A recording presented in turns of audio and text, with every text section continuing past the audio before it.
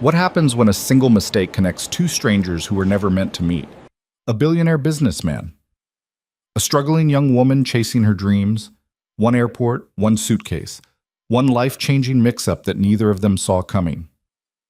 In the next 2 hours, you'll witness a story about fate, connection, and the unexpected moments that change everything. This isn't just about lost luggage. It's about two people discovering what they've been missing all along. If you're watching from anywhere in the world, drop your city in the comments below. I want to see how far this story travels. And don't forget to hit that like button and subscribe because you won't want to miss what happens next. Now, let me take you back to where it all began. The harsh fluorescent lights of LaGuardia Airport buzzed overhead as Lucas Hale moved through Terminal C with the kind of purposeful stride that made people instinctively step aside. At 32, he'd mastered the art of commanding space without saying a word. His charcoal suit was perfectly tailored, his leather briefcase worth more than most people's monthly salary, and his expression carried that particular blend of exhaustion and determination that came from building an empire while raising a daughter alone. He'd been in Boston for 72 hours straight, 3 days of back-to-back meetings that would secure a merger worth $200 million. 3 days of lawyers, accountants, and executives all waiting for his approval, his signature, his vision. 3 days away from the only person who really mattered. His phone buzzed in his pocket. He pulled it out without breaking stride. "Dad, when are you coming home? Miss you."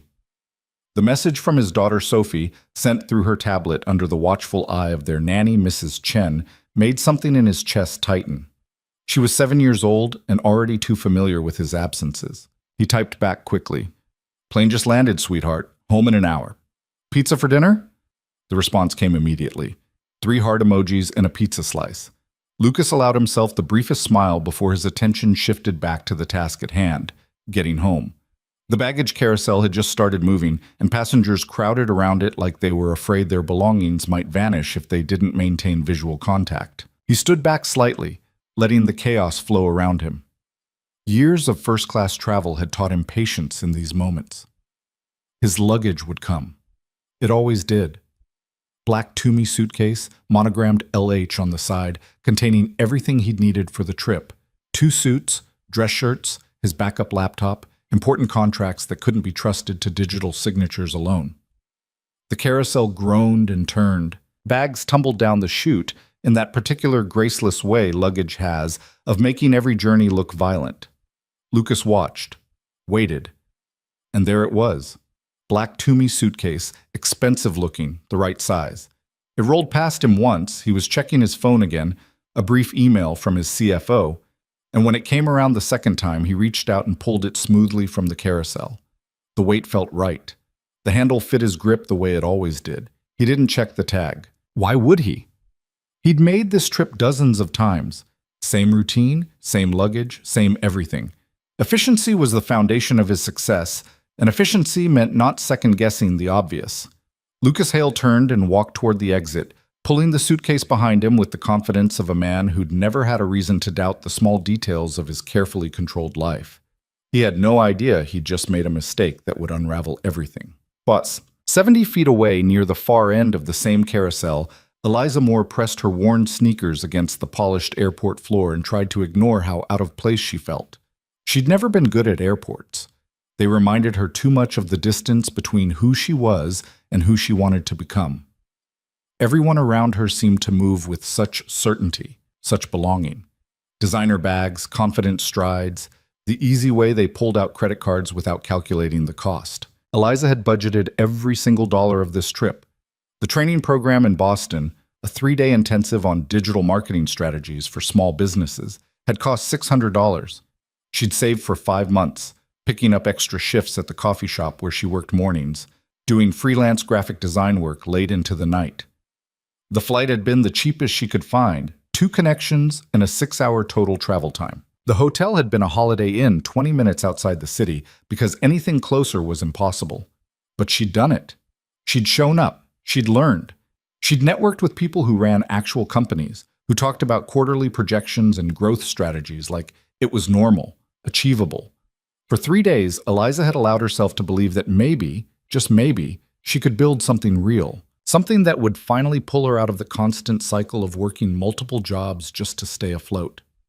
Now she just needed to get home to Queens, back to her studio apartment where rent was due in 8 days, and her savings account had exactly $43 left in it. Her suitcase appeared on the carousel, black, mid-range brand, a little scuffed from years of use. She'd bought it at a discount store when she was 19, when she'd first moved to New York with dreams bigger than her budget. It had traveled with her through every small hope and setback since then. Eliza grabbed it quickly, relief flooding through her. For a moment at the hotel that morning, she'd been paranoid about forgetting it in the room. She'd checked 3 times, even though everything she owned fit into that single bag. The handle felt familiar in her grip. The weight was right. Clothes, the binder full of notes from the program, her laptop that was 5 years old but still functional, the small envelope of emergency cash she always kept hidden in the interior pocket. She pulled the suitcase toward the exit, already calculating the subway route home. A train to the E-train to the walk-up 4 flights because the elevator in her building was broken again. Eliza Moore had no idea that the life she was pulling behind her wasn't hers at all. The realization came to Lucas Hale at 9:47 p.m. in the quiet of his home office in Tribeca. Sophie was asleep. They'd had their pizza, half pepperoni for her, half vegetable for him, and watched exactly 1.5 episodes of her current favorite show before her eyes started drooping. He'd carried her to bed, something that wouldn't be possible much longer given how fast she was growing, and she'd mumbled, "Love you, Daddy," into his shoulder before sleep took her completely. Mrs. Chen had gone home. The apartment was silent except for the distant hum of the city beyond the floor-to-ceiling windows. Lucas had poured himself 2 fingers of bourbon, his one allowable indulgence after trips like this, and brought his suitcase into the office to unpack. He had a morning meeting at 8. He needed to review the contracts one more time, make sure every detail was exactly as discussed. He set his glass on the mahogany desk and unzipped the suitcase. The first thing he saw was fabric. Blue fabric. Cotton, not the wool blend of his suits. His brain stuttered, trying to make sense of it. He pulled the fabric out. A sweater.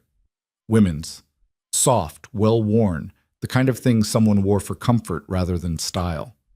Lucas stared at it. Beneath the sweater were more clothes, jeans, t-shirts, everything neatly folded with a care that spoke of limited space and the need to make everything fit. No designer labels, no tailored anything. His hands moved faster now, pulling items out with growing confusion that was rapidly shifting towards something else. A toiletry bag, drugstore brands, travel-sized. A binder full of handwritten notes, the kind taken during lectures or presentations. A laptop that had to be at least 5 years old, held together with a strip of duct tape along one corner. And then, at the bottom, a small envelope. Lucas opened it carefully. Cash. Small bills. 20s and 10s, counted and bundled together. He didn't count it, but he could tell it wasn't much. Maybe $300. The kind of money someone kept for emergencies, tucked away carefully because it represented security. Next to the envelope was a notebook, smaller, personal. Lucas hesitated. This felt like crossing a line. But the suitcase was already open, its contents already scattered across his office floor, and he needed to understand what had happened. He opened the notebook. The first page was dated 3 months ago. Goals. Next 6 months. Save $800 for training program. Complete digital marketing certification. Build portfolio of 5 real client projects. Launch own consulting business by end of year. Pay down credit card to under $2,000. Each item was written in clean, careful handwriting. The first goal had a check mark beside it, added in different ink, like it had been a celebration when it was finally achieved. Lucas turned the page. More goals, more plans. Budgets written out in detail. How much for rent, for food, for the subway card. Calculations about how many extra shifts would be needed to save a specific amount. Notes about potential clients, small businesses she'd contacted, follow-up dates carefully recorded. Every page was filled with effort, with hope, with the kind of grinding determination it took to build a life from nothing. Lucas had built his own company from the ground up. He understood ambition, understood the drive it took to create something, but he'd had advantages, family money for the initial investment, connections from his Ivy League education, the kind of safety net that meant failure wouldn't destroy him. This was different. This was someone fighting for every inch of progress without a net at all.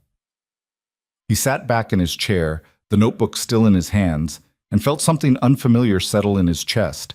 The suitcase wasn't his, which meant somewhere in the city, someone had his suitcase. Someone who'd just found expensive suits, a laptop worth $4,000, and contracts containing information worth millions. Lucas reached for his phone, then stopped. His business card. It was in the interior pocket of his suitcase, in the leather card holder he always kept there. If this person, this woman, based on the clothes, had any sense, she'd find it. She'd reach out. The question was what she'd do with everything else she'd found. Lucas looked at the envelope of cash again, the worn clothes, the evidence of a life built through sheer will. His instinct, the instinct that had made him successful, was to assume the worst, to protect himself, to take action immediately. But something about the notebook stopped him. Every page showed planning, responsibility, someone who thought carefully about every decision. Lucas made a choice that surprised him. He'd wait. 24 hours. If he didn't hear anything by then, he'd take action. He gathered the clothes carefully, folding them the way they'd been folded, and placed everything back in the suitcase. The notebook he left on his desk. Then he picked up his bourbon, walked to the window, and looked out at the city lights while he waited to see if his instinct about human nature was right or catastrophically wrong. Across the city, in a fourth-floor walk-up in Astoria, Eliza Moore was having her own moment of discovery. She'd gotten home at 8:30, exhausted from the travel and the 3 intense days in Boston. The apartment had welcomed her with its familiar shabbiness. The radiator that clanked, the refrigerator that hummed too loudly, the view of the building next door that was so close she could practically reach out and touch it. But it was hers. She'd fought for every month of rent, and it represented independence in a way that mattered more than luxury. Eliza had microwaved leftovers, pasta from 3 days ago that was still safe to eat, and eaten while checking her email. 2 potential clients had responded to her inquiries. Small businesses, nothing glamorous, but they were interested in talking about their social media presence. It was a start. After eating, she'd showered quickly, the water never got quite hot enough, and changed into her sleep clothes. Then she'd pulled the suitcase onto her bed to unpack. The zipper had caught slightly. She'd had to work it a bit, which was normal. The suitcase was old and temperamental. When it finally opened, Eliza froze. The first thing she saw was fabric. Expensive fabric, the kind that felt different even before you touched it. Her brain went blank. She lifted the top item carefully. A suit jacket. Charcoal gray, perfectly tailored, the label inside reading a brand name she recognized from department store windows she'd never walked into. Beneath it was a dress shirt, then another suit, then carefully rolled ties. Eliza's hands started shaking. This wasn't her suitcase. She pulled everything out rapidly now, her heart hammering. A laptop, sleek, thin, the kind that cost thousands. A leather toiletry bag containing high-end products. A watch that looked expensive enough to be fake, except everything else suggested it was devastatingly real. And then she found the contracts. Thick documents, official-looking, with law firm letterheads and dense text about mergers and acquisitions, numbers that made her dizzy, signatures needed, dates that were soon, within days. Eliza sat back on her bed, surrounded by someone else's life, and felt panic start to set in. This was bad. This was really, really bad. Someone important, someone wealthy, someone who probably had lawyers, was missing these things. And they had her suitcase, which meant they had her information, her address probably, her... She stopped, forced herself to breathe. Panicking wouldn't help. She needed to think clearly. Eliza stood up and started searching through the suitcase more methodically. There had to be something with a name, a way to contact whoever this belonged to. She found it in an interior pocket, a leather card holder containing several business cards. Lucas Hale, CEO. Hale. Enterprises Mobile. Number. Email. Email. The address listed was in Tribeca. Of course it was. Eliza looked around her tiny apartment, the peeling paint, the radiator that barely worked, the furniture from thrift stores and sidewalk finds. Then she looked back at the suitcase full of items that probably cost more than everything she owned combined. Different worlds, completely different universes, And somehow, through a stupid mistake at an airport carousel, those worlds had just collided. She could call. But it was late, past 10 p.m., and calling a stranger's cell phone at this hour seemed wrong. Email felt too impersonal for something this serious. Eliza sat on her bed and pulled out her phone.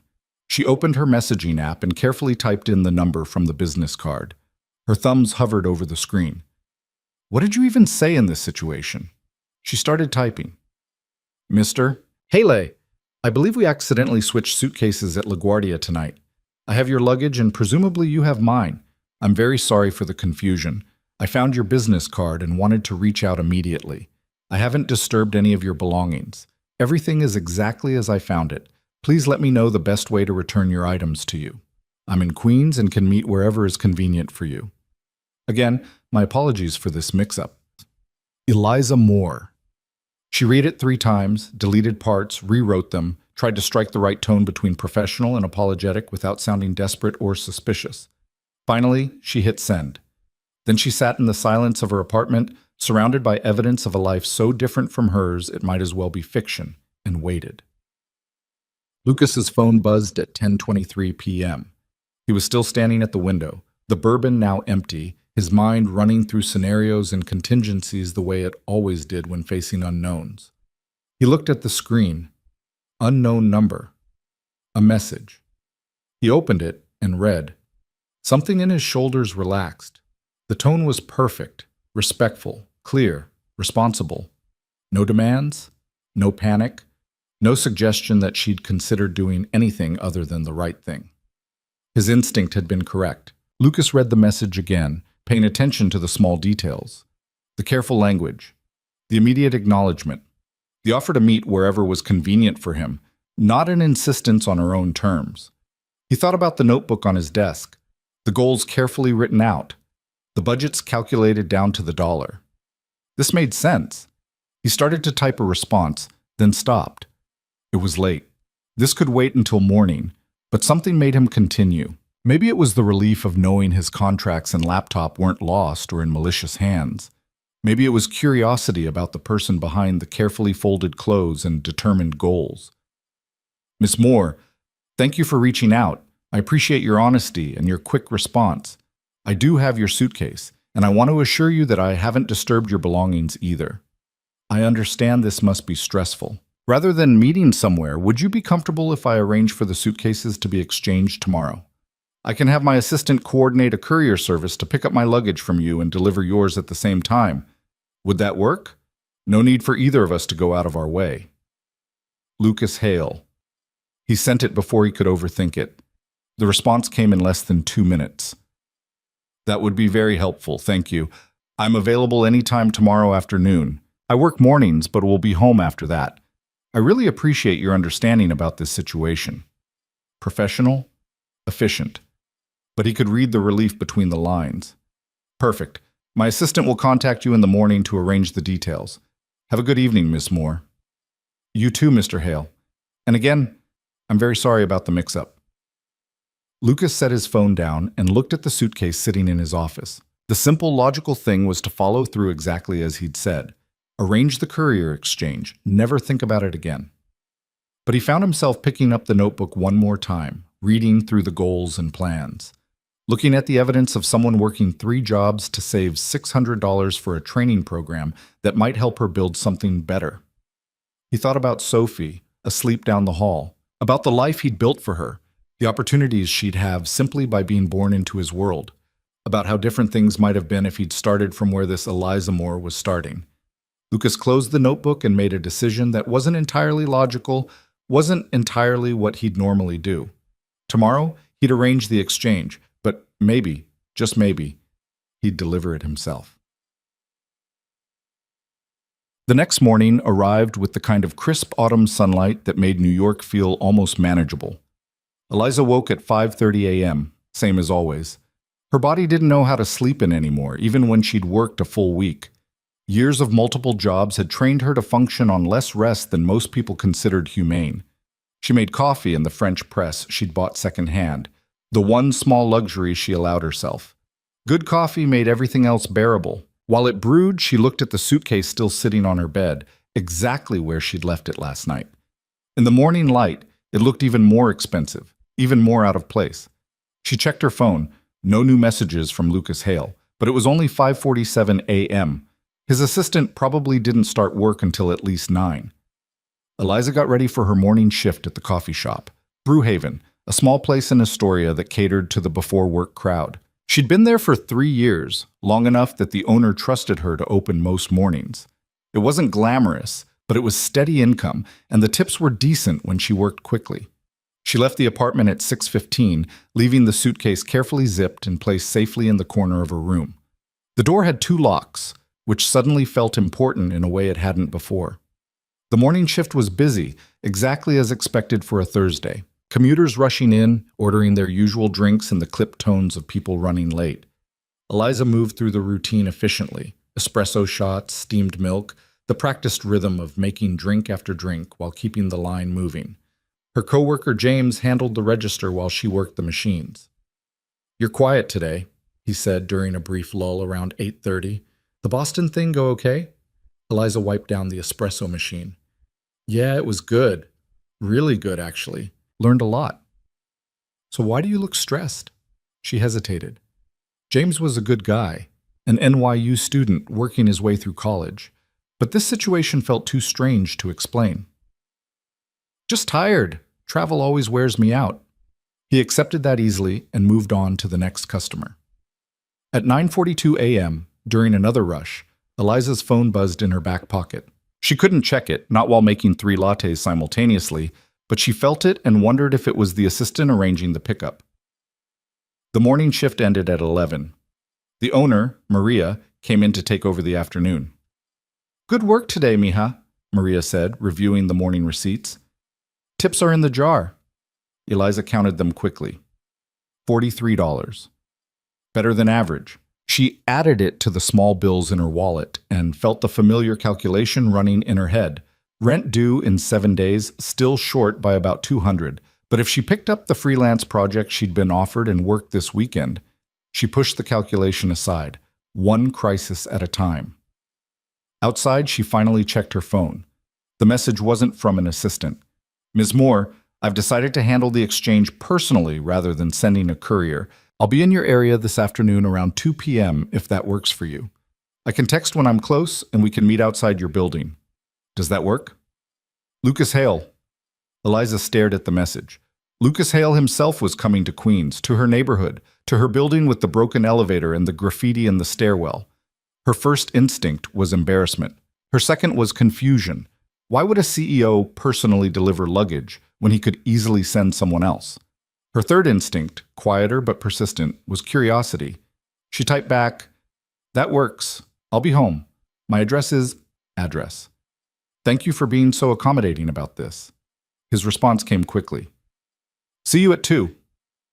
Eliza looked at the time. It was 11:23. She had 2.5 hours. She walked home quickly, her mind racing. The apartment was clean. She'd made sure of that before leaving for Boston. But clean was relative when the building itself was falling apart.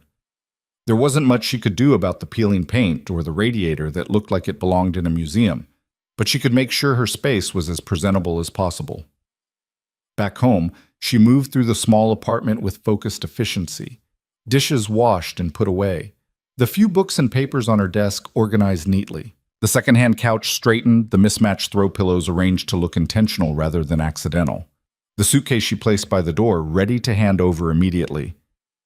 At 1:45, she changed clothes. Not into anything fancy, she didn't own anything fancy, but into her best jeans and a simple black sweater that didn't have any stains or worn spots. Then she waited. At 1:58, her phone buzzed. "Just parked. Outside your building." Eliza took a breath, grabbed the suitcase, and headed down. But Lucas sat in his car, a black Range Rover that probably cost more than most people in this neighborhood made in a year, and looked at the building. 4 stories. Brick facade that had seen better decades. Windows that didn't quite match. The kind of building that housed people working their way up, or, more often, people trying not to fall further. He told himself he was doing this out of efficiency. He had a meeting at 4 p.m. in Manhattan, and Queens was on the way if he took the Midtown Tunnel route. Delivering the suitcase himself would save time compared to coordinating a courier service, but that wasn't entirely true. The real reason was sitting on his passenger seat. The notebook. He'd brought it with him, planning to put it back in her suitcase before handing it over.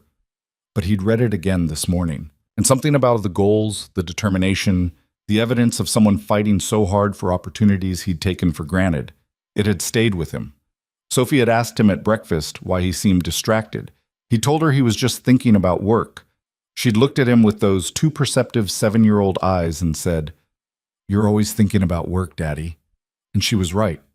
Movement at the building entrance pulled his attention back. A young woman emerged carrying a black suitcase. She looked around briefly, spotted his car, and walked toward it. Lucas got out. Eliza Moore was smaller than he'd expected. Maybe 5'5", slender in the way people got when they worked too much and ate too little. Dark hair pulled back in a practical ponytail. No makeup. She had the kind of face that was pretty when she wasn't tired, but right now exhaustion showed in the slight shadows under her eyes. She approached with the suitcase, her expression a careful mix of polite and professional. "Mr. Hale?" she asked, even though she clearly knew who he was. "Yes. Eliza?" He extended his hand. She shook it. Her grip was firm, confident, despite the obvious disparity in their circumstances. "I'm so sorry again about the confusion," she said, gesturing to the suitcase. "Everything's still in there exactly as I found it. I didn't touch anything beyond looking for your contact information." "I appreciate that," Lucas said.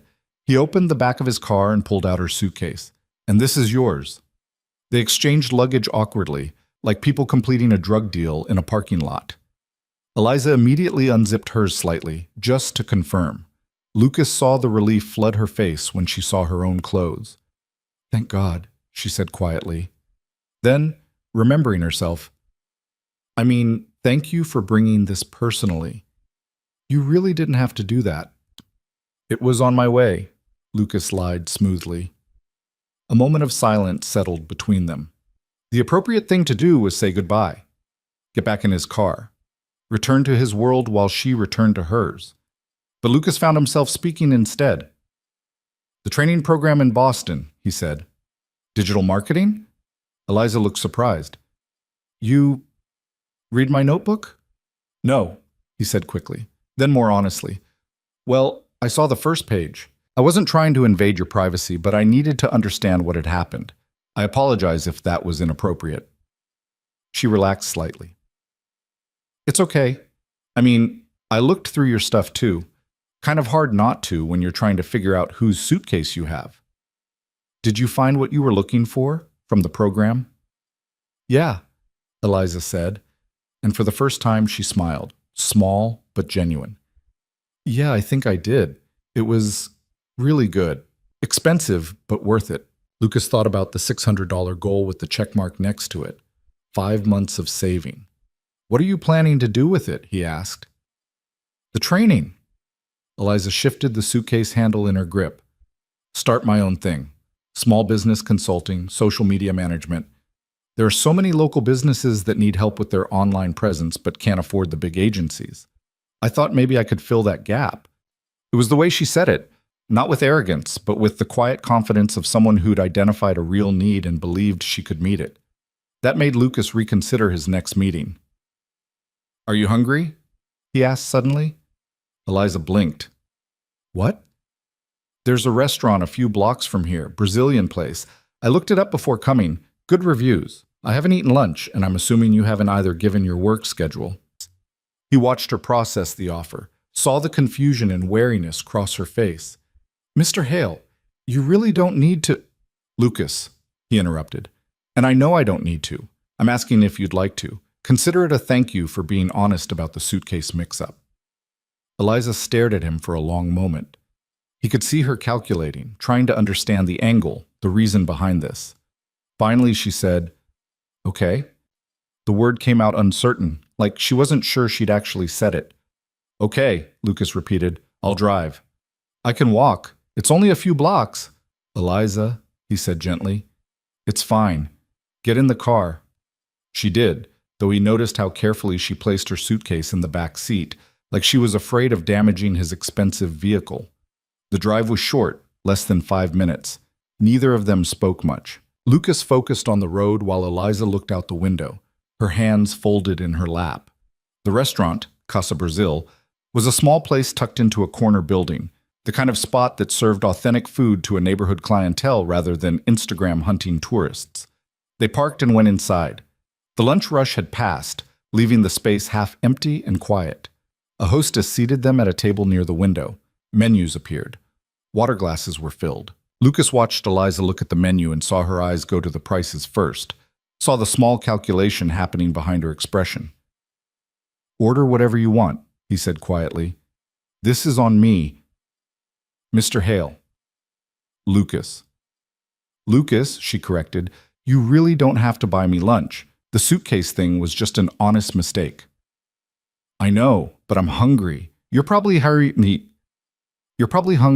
and I'm curious about your business plans. Consider this a networking lunch." That reframed it in a way that seemed to make her more comfortable. Networking was professional. Networking had purpose. "Okay," she said again. They ordered. He got the feijoada. She chose a smaller chicken dish that was one of the less expensive options. He noticed but didn't comment. When the waitress left, Lucas leaned back in his chair and studied the young woman across from him. "Tell me about your background," he said. "How did you end up in New York?" Eliza took a sip of water, buying time to formulate her answer. "Small town in Pennsylvania originally," she said. "Came to New York when I was 19. Had some family issues that made staying there not really an option. Figured if I was going to start over, might as well do it somewhere with actual opportunities." The way she said family issues with that small pause told Lucas not to ask for details. "And you've been working multiple jobs since then?" "Pretty much. Coffee shop, freelance design work, occasional catering gigs when I need extra cash. It's not glamorous, but it pays the bills. Mostly." "The training program? That's your way out?" Eliza met his eyes directly. "That's my way forward. I don't know about out, but yeah, I'm tired of just surviving. I want to build something." Lucas nodded slowly. He understood that drive. He'd felt it himself once, before success had become routine. "What made you choose digital marketing specifically?" "I was already doing it," Eliza explained, "just informally. A few local businesses I'd helped as favors, updating their social media, making their websites less terrible. They started getting more customers, and I realized there was a real need there. These aren't companies that can hire agencies charging $10,000 a month, but they still need help. I could be that help. Charge rates they can afford while still making enough to actually live on." The food arrived, interrupting the conversation. They ate for a few minutes in companionable silence. Then Lucas asked, "What's your biggest obstacle right now, besides capital?" Eliza looked surprised by the directness of the question. "Credibility," she said after a moment. "I have ideas and some experience, but no official clients yet. No case studies to show. When you're pitching yourself to business owners, they want proof you can deliver. It's a catch-22. Can't get clients without a portfolio, can't build a portfolio without clients. So build one," Lucas said simply. "That's what I'm trying to do." "No, I mean build it now. Pro bono work. Choose 3 businesses, small, local, the kind that would benefit from your services but could never afford them otherwise. Offer to work for free for 2 months. In exchange, you get testimonials and data on the results you generate. Use that to land paying clients." Eliza set down her fork. "I can't afford to work for free for 2 months." "You can if you're still working your other jobs. The pro bono work would be in addition to what you're already doing, not instead of it." "That's, a lot of hours." "Building something always is." She didn't respond immediately. Lucas could see her running the calculations, weighing the cost against the potential benefit. "Why are you helping me?" she asked finally. "You don't know me. This morning you didn't even know I existed." Lucas considered the question. Why was he doing this? It wasn't like him to get involved in strangers' problems. He had his own company to run, his own challenges to manage. "You reminded me of something," he said slowly. "When I was building my company, I had advantages I didn't fully appreciate at the time. Money, connections, education. I thought I'd done it all myself, but the truth is, I had support most people don't get." He paused, looking at the young woman across from him who was working 3 jobs just to afford a $600 training program. "You're doing this the hard way," he continued, "and you're still showing up, Still planning, still believing you can make it work. That's rare. I've met a lot of people who talk about building something, but very few who actually grind through the reality of it. Eliza's expression softened slightly. That's actually really nice to hear. Most days I feel like I'm just barely holding it together. Most successful people feel that way more often than they admit. They finished lunch talking about business strategies, marketing approaches, the specific challenges of building a service-based company. Lucas found himself drawn into the conversation in a way he hadn't expected. Eliza was smart, not educated in the formal sense, but intelligent and observant. She asked good questions. She listened carefully to his answers. When the check came, Lucas paid it before she could even reach for her wallet. Outside, walking back to the car, Eliza said, "Thank you for lunch and for the advice. You didn't have to do any of this." "I know," Lucas said. Then, making a decision that definitely wasn't logical, he pulled out one of his business cards and wrote something on the back. "This is my personal email, the one that doesn't go through my assistant. If you need advice, business advice, send me a message. I can't promise I'll always have time to respond immediately, but I'll do my best." Eliza took the card carefully, like it was made of something fragile. "Why would you do that?" "Because someone did it for me once," Lucas said. "When I was 23 and trying to raise capital for an idea everyone else thought was stupid. A mentor who didn't have to help me but did anyway. It made all the difference." He didn't mention that the mentor had been his uncle, family help rather than a stranger's generosity. Some details didn't need sharing.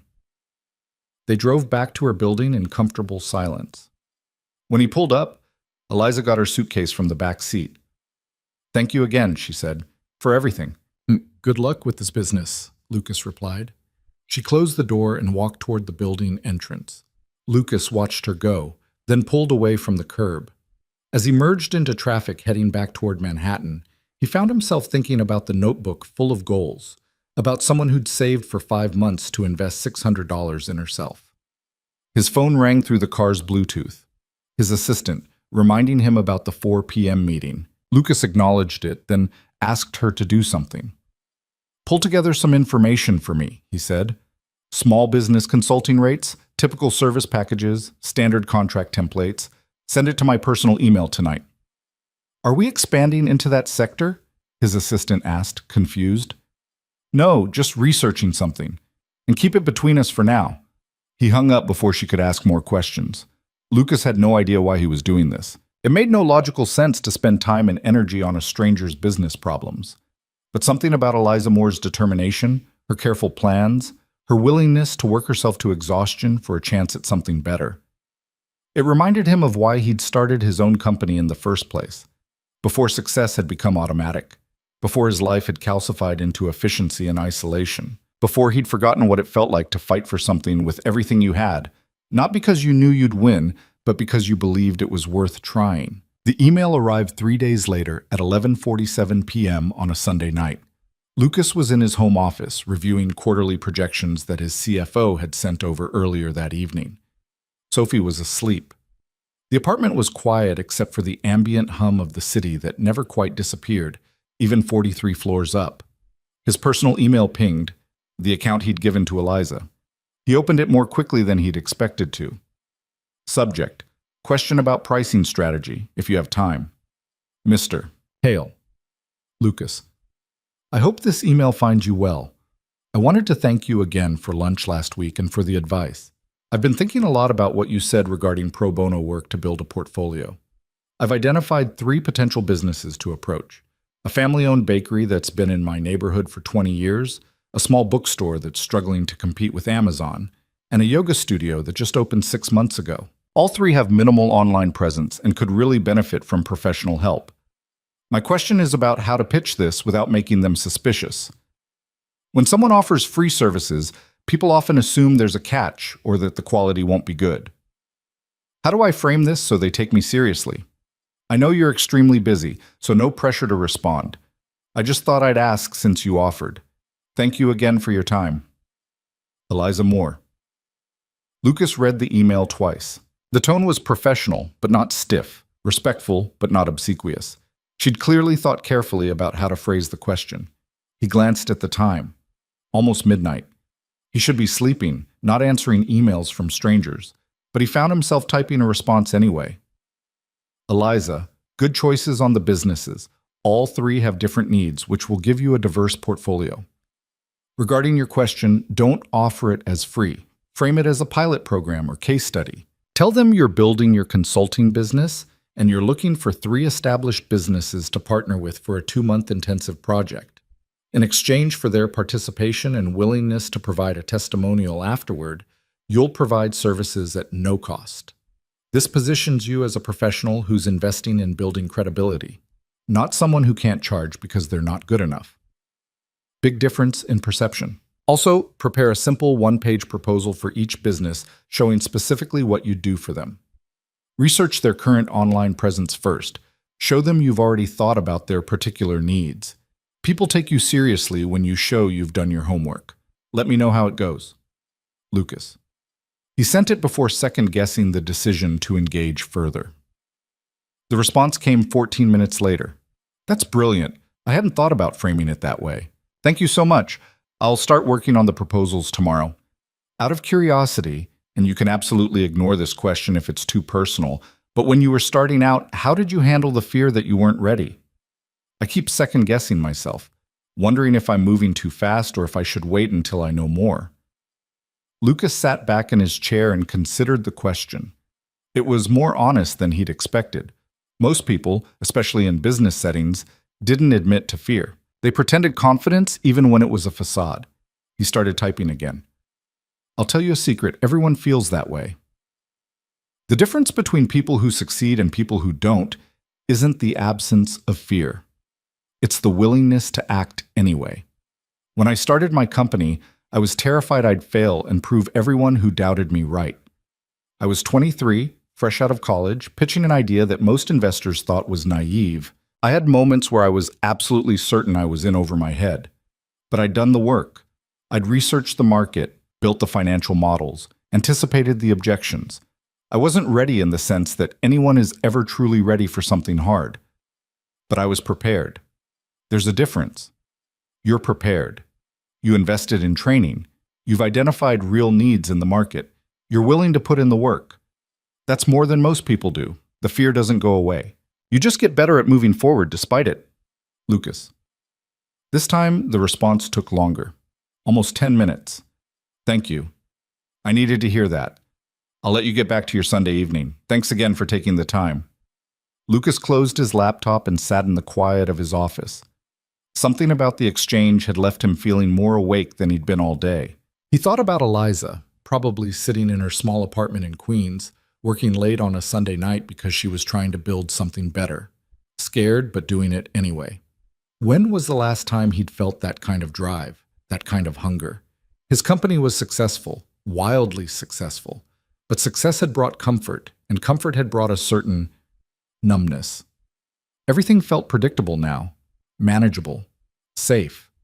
Lucas stood and walked to the window overlooking the city. Somewhere out there, in a 4th-floor walk-up in Astoria, someone was grinding through fear and uncertainty to chase a dream that might fail. And for reasons he didn't entirely understand, he found himself invested in whether she'd succeed. Over the next 2 weeks, the emails became a pattern. Eliza would send questions, always carefully worded, always respectful of his time. How to structure a service package. How to handle clients who wanted results faster than realistic. How to price her time when she had no idea what her time was worth. Lucas would respond, usually late at night after Sophie was asleep. His answers grew longer, more detailed. He found himself enjoying the exchange in a way he hadn't anticipated. She was a quick learner. He'd suggest something in one email, and by the next one, she'd already implemented it and was asking about the next level of complexity. On a Wednesday evening, 2.5 weeks after the suitcase incident, Lucas was having dinner with Sophie when his daughter asked a question that caught him off guard. "Daddy, why do you smile at your phone now?" Lucas looked up from his pasta. "What do you mean?" Sophie, who had inherited her mother's perceptiveness, along with her dark hair and green eyes, gave him a knowing look that was far too mature for 7 years old. "You used to get mad when your phone buzzed during dinner. Now you smile, like it's a good thing." Lucas realized she was right. He'd been checking his phone more frequently, waiting for the small ping that meant Eliza had sent another email. Just some work stuff that's going well, he said, which wasn't entirely a lie.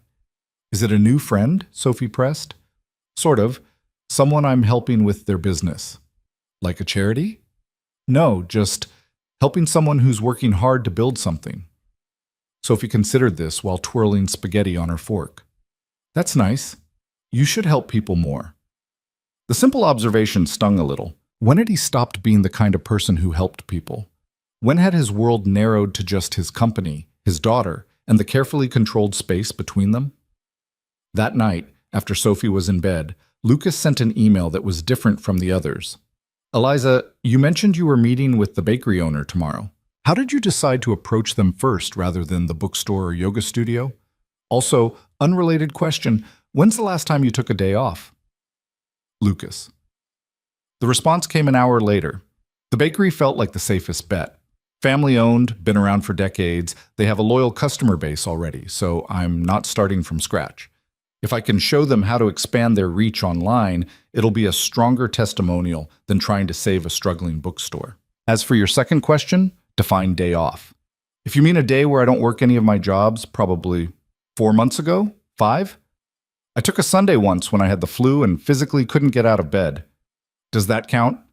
E. Lucas frowned at the screen. 4 months. She'd been working 7 days a week for 4 months straight, probably longer. That's not sustainable. I know. But neither is getting evicted or not eating. So here we are. Fair point, but burnout is real, and it'll hurt your business before it helps. Take half a day this weekend. Not for rest necessarily, but for perspective. Go somewhere you've never been in the city. Walk around. Let your brain process something other than work. Is that an order from my unofficial mentor? Lucas smiled at the screen. Call it strong advice. Fine, but only if you do the same. I take time off. I take time. When's the last time you did something just because you wanted to, not because it was productive or necessary? The question sat on his screen, unanswered, because Lucas couldn't actually remember. The bakery meeting happened on a Thursday afternoon. Eliza had switched shifts with James so she could meet with the owner, Mrs. Chen. No relation to his own Mrs. Chen, though the coincidence had made Lucas smile when Eliza mentioned it. She'd sent him her one-page proposal the night before, asking for feedback. Lucas had read it carefully, impressed by how much she'd learned in such a short time. The proposal was professional, specific, and focused on outcomes rather than just activities. She'd researched the bakery's current online presence, which was minimal, and identified 3 concrete ways she could help them reach new customers. He'd sent back a few small suggestions, mostly around language that would resonate better with a small business owner who'd probably never thought much about digital marketing.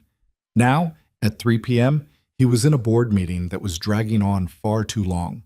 The CFO was presenting third-quarter numbers that Lucas had already reviewed twice. His attention kept drifting to his phone, sitting face down on the conference table, waiting to see if Eliza would email about how the meeting went.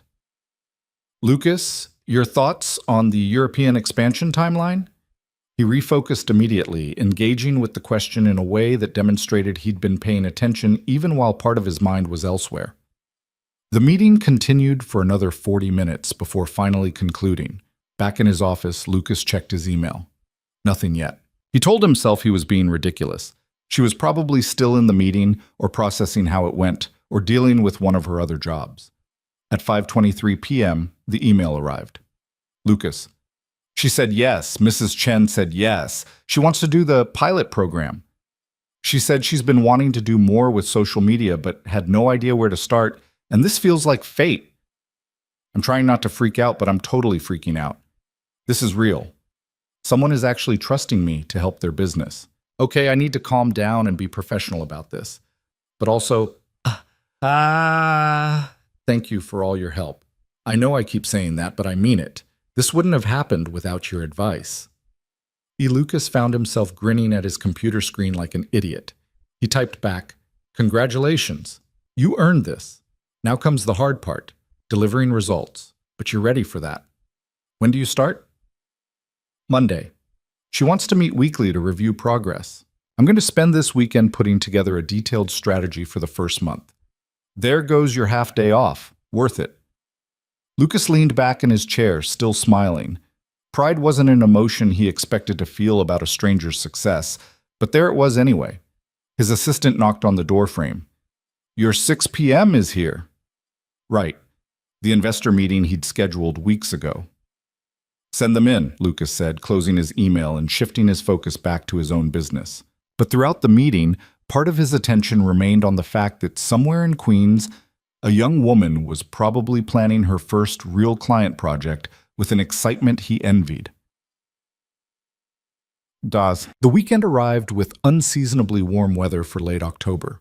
Sophie had a birthday party to attend on Saturday afternoon, which meant Lucas had a few rare hours to himself.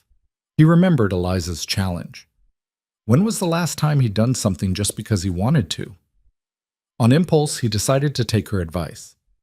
He dropped Sophie at her friend's house in Brooklyn. Then instead of returning to Manhattan, he drove aimlessly. No destination, no purpose. Just driving through neighborhoods he rarely visited, watching the city shift and change from block to block. He ended up in Astoria. He told himself it was coincidence that he'd simply followed the route without thinking about it. But when he found himself parking near the Brazilian restaurant where he and Eliza had lunch, he admitted the truth. He was curious about her neighborhood, about the environment she was navigating while trying to build something. Lucas got out and walked. The streets were busy with weekend activity, families pushing strollers, couples carrying groceries from the market. Small businesses open and serving their communities. A halal cart on the corner, a laundromat with Spanish signage, a bodega with produce displayed outside. This was the world Eliza inhabited. Not polished, not wealthy, but alive in a way his neighborhood in Tribeca never quite managed. He walked past her building. He remembered the address from dropping her off, and wondered if she was up there now, working on her strategy for the bakery. His phone buzzed. Sophie's party was ending in 30 minutes. He needed to head back. As he returned to his car, Lucas realized he felt different, lighter, somehow. Like he'd stepped outside of his carefully controlled life long enough to remember there were other ways to exist. That evening, he sent Eliza an email. I took your advice. Spent the afternoon walking around with no agenda. You were right about perspective. How's the strategy coming? The response came quickly. Look at you, taking actual time off. I'm proud. Strategy is good. Overwhelming, but good. I keep second-guessing every decision, but I'm pushing through it. Also, random confession. I'm terrified I'm going to fail and Mrs. Chen is going to regret trusting me. That's normal. The fear means you care about doing it right. Does it ever go away? The fear? Lucas thought about his own experience. Board meetings where millions of dollars hung on his decisions. Negotiations where one wrong word could tank a deal. The constant pressure of being responsible for hundreds of employees' livelihoods. No. But you learn to work with it instead of against it. The fear keeps you sharp. Keeps you from getting careless. That's either reassuring or terrifying. I haven't decided which. Both, probably. They continued emailing back and forth for the next hour, the conversation drifting from business to more personal territory. She asked about Sophie. He'd mentioned his daughter in passing during one of their earlier exchanges. He asked about her life before New York. The answers came more slowly, more carefully. Sophie sounds amazing. Does she look like you? She looks like her mother, which I'm grateful for.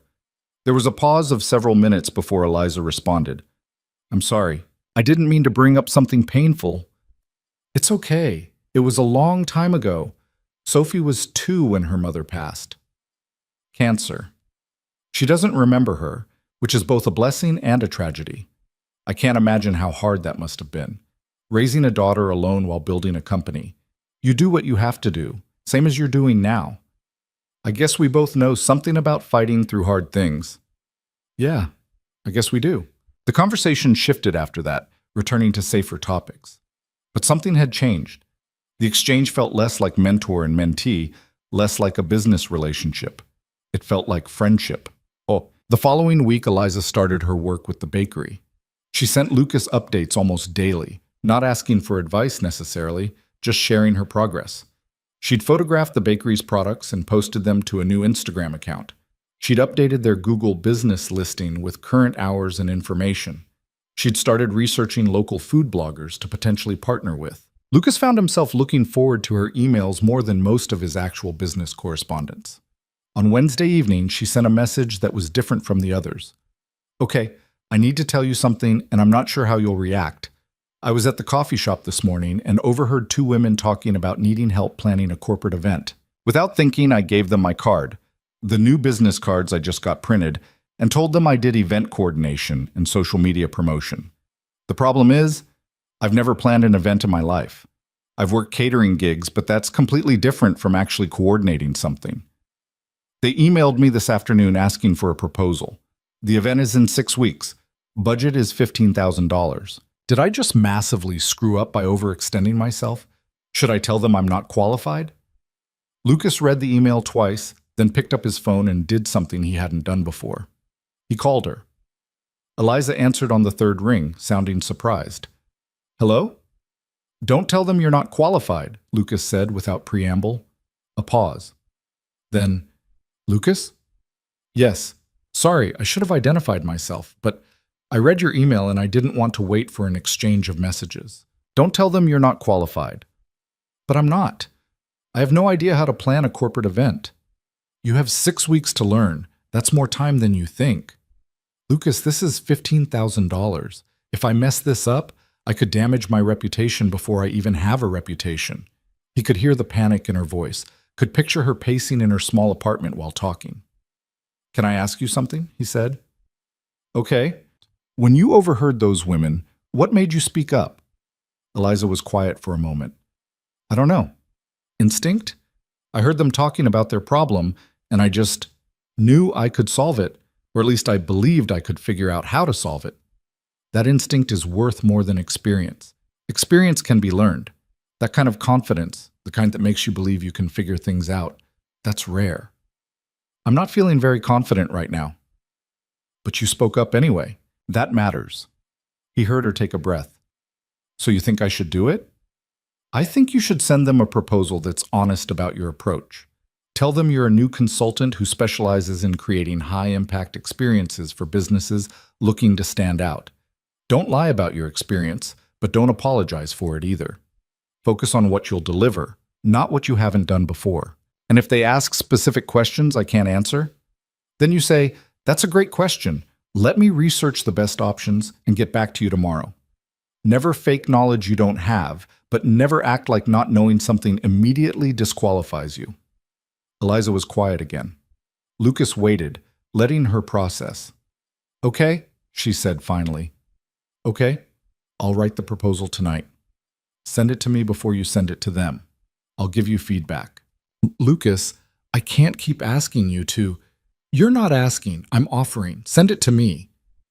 Why are you doing this? The question came out soft, genuine. You've spent hours helping me. You don't owe me anything. Lucas looked around his empty office. Outside the windows, the city glittered with thousands of lights, each one representing someone trying to make something of their life. Maybe I'm doing it for me as much as for you, he said honestly. Maybe watching someone fight this hard reminds me of something I'd forgotten. What's that? That building something matters more when you're not certain you'll succeed. Eliza didn't respond immediately. When she did, her voice was quieter. Thank you for believing in me when I'm not sure I believe in myself. You believe in yourself, Lucas said. You're just scared. There's a difference. They talked for another 20 minutes, Lucas walking her through the basic structure of an event proposal. By the time they hung up, he could hear the shift in her voice from panic to determination. After the call ended, Lucas sat in his office and realized he'd just spent 40 minutes on the phone with someone who wasn't a client, wasn't family, wasn't anyone who technically mattered to his carefully structured life. And it had been the best 40 minutes of his week. Well, the proposal Eliza sent that night was rough, but showed promise. Lucas spent an hour refining it, not rewriting it, but suggesting changes that would make her sound more confident without being dishonest. She sent it to the potential clients the next morning. They responded within 3 hours asking for a meeting. They want to meet Monday at their office, downtown Manhattan. I'm trying not to throw up. You'll be fine. Prepare for 3 questions. What's your process? What's your timeline? What's your pricing structure? Have good answers for those and you'll get the contract. What if they ask about past events I've coordinated? Then you pivot. I'm building my event coordination portfolio, which is why I'm able to offer rates below typical market value while delivering the same quality of service. I've worked in the hospitality industry for years, which is true, catering gigs count, and I've managed social media campaigns for local businesses. This project combines both skill sets in a way that will create a memorable experience for your attendees. You make it sound so easy. It's not easy, but it's doable. You can do hard things, Eliza. You've already proven that. The meeting happened on Monday. Lucas found himself checking his phone throughout the day, waiting for an update. It came at 4:37 p.m. I got it. They signed the contract. $15,000 for 6 weeks of work. I literally cannot believe this is happening. Lucas was in the middle of a conference call. He muted himself and typed quickly. Congratulations. You earned this. I have no idea what I'm doing. Yes, you do. And if you get stuck, ask for help. That's not weakness. That's intelligence. Can I ask you for help? Yes. Thank you. For everything. I mean it. Lucas unmuted himself and rejoined the conference call, but his attention was split. Part of him was calculating projected revenue for Q4. The other part was thinking about a young woman in Queens who'd just landed her first major client through nothing but courage and determination. That evening, Sophie noticed his distraction during dinner again. You're doing the phone smile thing, she said. Lucas set his phone face down on the table. Sorry, sweetheart. Work stuff. Is it the friend you're helping? Yes? Are they doing good? They're doing really well, actually. Sophie smiled, pleased. That's nice. You seem happier when you help people. The observation hit harder than it should have. Out of the mouths of 7-year-olds came uncomfortable truths. When had he stopped being happy? Not content, not successful, those things he'd achieved, but genuinely happy in a way that showed on his face? After Sophie was in bed, Lucas poured himself a bourbon and stood at the window overlooking the city. Somewhere out there, Eliza was probably planning her event, terrified and excited in equal measure. He picked up his phone and typed, How are you feeling? The response came quickly. Terrified. Excited. Like I might throw up. Also like I could fly. Sounds about right. When you landed your first major contract, did you feel this way? Lucas thought back to being 23, signing the deal that had launched his company into viability. Yes, exactly that way. Did you celebrate? I should have. I probably just went back to work. That's sad. It is actually. You should celebrate more. So should you. Did you do anything to mark this? I bought fancy coffee at the shop instead of making it at home. I know. I'm wild.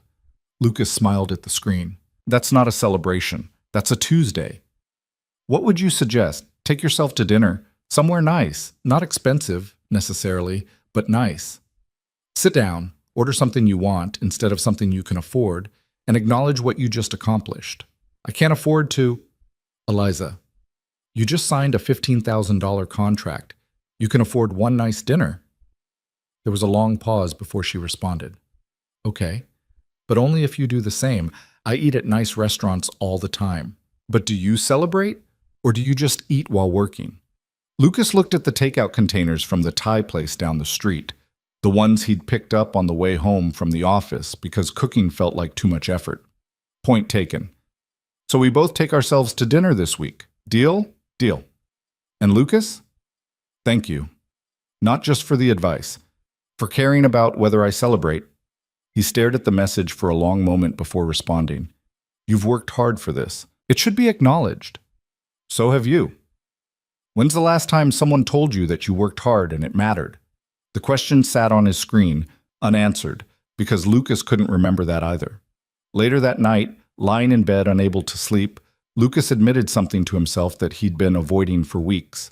He wasn't just mentoring Eliza because it reminded him of his younger self. He wasn't just helping her because he believed in her potential. He was doing it because somewhere in the exchange of emails and advice and encouragement, she'd become important to him. Not as a project, not as a charitable cause, as a person he genuinely cared about. And that realization was both thrilling and terrifying in ways he wasn't prepared to examine too closely. The celebration dinner happened on a Thursday evening, exactly 1 week after Eliza signed the contract. She'd chosen a small Italian restaurant in the West Village, The kind of place that had been written up in food blogs but wasn't so expensive that she'd feel guilty the entire meal. She sat at a table by the window, wearing the one dress she owned that could pass for nice. Navy blue, simple, bought on clearance 3 years ago, but still presentable. The waiter brought her a menu and she ordered without calculating the cost first. Butternut squash ravioli, a glass of red wine, an appetizer she'd wanted to try just because it sounded good. It felt reckless and wonderful in equal measure. Halfway through her meal, her phone buzzed with a message from Lucas. "Where did you end up going?" She smiled and typed back with one hand while holding her wine glass with the other. "Little place in West Village. Actually sitting down and eating like a normal person instead of inhaling food standing over the sink. Proud of you.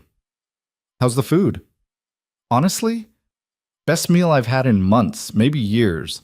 "Good. You deserve it." Eliza looked at the message for a long moment, then typed something she wouldn't have had the courage to send a month ago. "Where are you? Please tell me you're actually at dinner and not working." The response took a few minutes. "I'm at a steakhouse in Midtown. Sophie wanted to come along, so we're making it a father-daughter celebration." "That's perfect. Tell her I said hi." She says hi back. Also, she wants to know if you're the friend I've been helping. Eliza felt something warm spread through her chest that had nothing to do with the wine. "What did you tell her?" "That, yes, you're a friend who's working very hard on building a business." "Friend? I like that."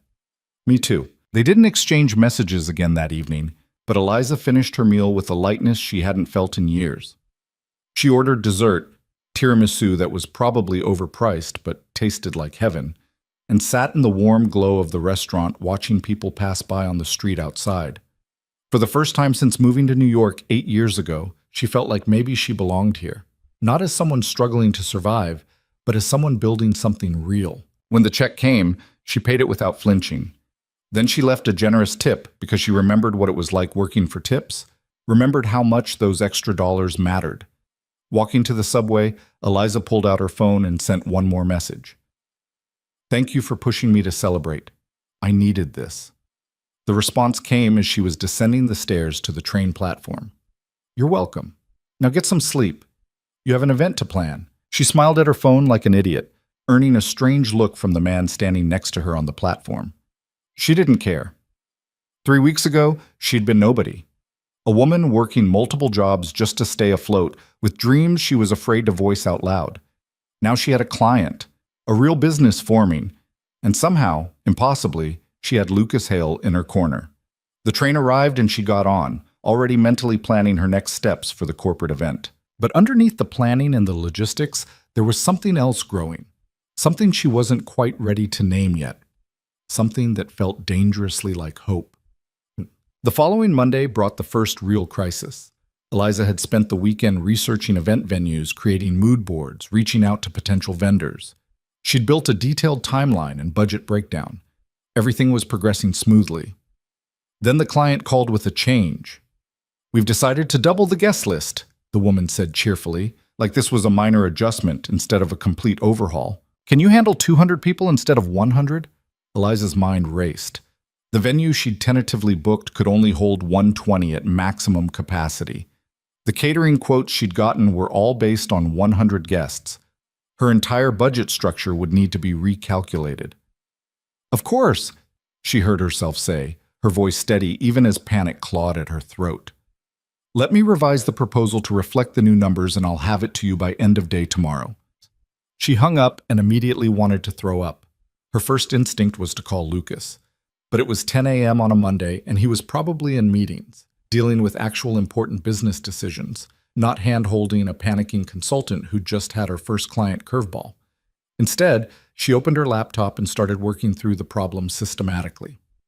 New venue options, revised catering quotes, updated budget allocations. By noon, she'd made progress but hit a wall on the venue. Everything that could hold 200 people was either booked for that date or wildly over budget. She broke down and sent Lucas an email. Client just doubled the guest list. Venue. I had lined up won't work. Everything else is either booked or too expensive. Starting to panic. Any advice? The response came 20 minutes later. Call me. Her phone rang before she could even process the message. Hi, she answered, trying to sound calmer than she felt. Talk me through the venue problem, Lucas said without preamble. She explained the situation, the date, the guest count, the budget constraints, the locations she'd already ruled out. Lucas was quiet for a moment. She could hear him thinking, could picture him in his office processing the information with that focused intensity he brought to everything. What neighborhood does the client company operate in? He asked. Financial district. Why? Because you're thinking about this wrong. You don't need a traditional event venue. You need a space that can be transformed into an event venue. Eliza grabbed a pen. I'm listening. Art galleries, loft spaces, even office buildings with large common areas. Unconventional spaces often cost less than traditional venues because they're not marketed specifically for events. Plus, using a unique space makes the event more memorable, which is better for your portfolio. She was already searching online as he talked. That's brilliant. Why didn't I think of that? Because you're new at this and you defaulted to the obvious solution. That's normal. But one of the advantages of being new is that you can be creative in ways established event planners can't because they're locked into their usual vendor relationships. Eliza found herself smiling despite the stress. You're good at this pep talk thing? I've had practice. Sophie goes through regular crises about everything from math homework to whether her friends still like her. Talking people down from panic is part of the job description. The casual mention of his daughter made something in Eliza's chest tighten. She loved hearing these small glimpses into his life beyond the CEO persona. Well, it's working. I feel approximately 20% less like I'm drowning. Let's get you to 50%. What else is causing problems? They spent the next 30 minutes on the phone, Lucas walking her through strategies for vendor negotiation, suggesting questions to ask caterers to get better rates, helping her restructure the budget to accommodate the increased guest count without blowing past the client's spending limit. By the time they hung up, Eliza had a clear action plan, and her panic had downgraded to manageable anxiety. Lucas? She said before he could disconnect. Yeah? Thank you for dropping whatever you were doing to help me. I was in a meeting about third quarter projections. Trust me, this was more interesting. She laughed. I'm sure your CFO would love to hear that. Probably not, but it's true anyway. After the call ended, Eliza dove back into work with renewed energy. By 8 p.m. that night, she'd found a converted warehouse space in Brooklyn that was available, affordable, and perfect. She'd gotten revised catering quotes. She'd updated her entire proposal. She sent it to the client at 9:47 p.m., well before her end-of-day Tuesday deadline. The response came the next morning before she'd even finished her opening shift at the coffee shop. This is even better than the original proposal. Love the venue choice. Let's move forward.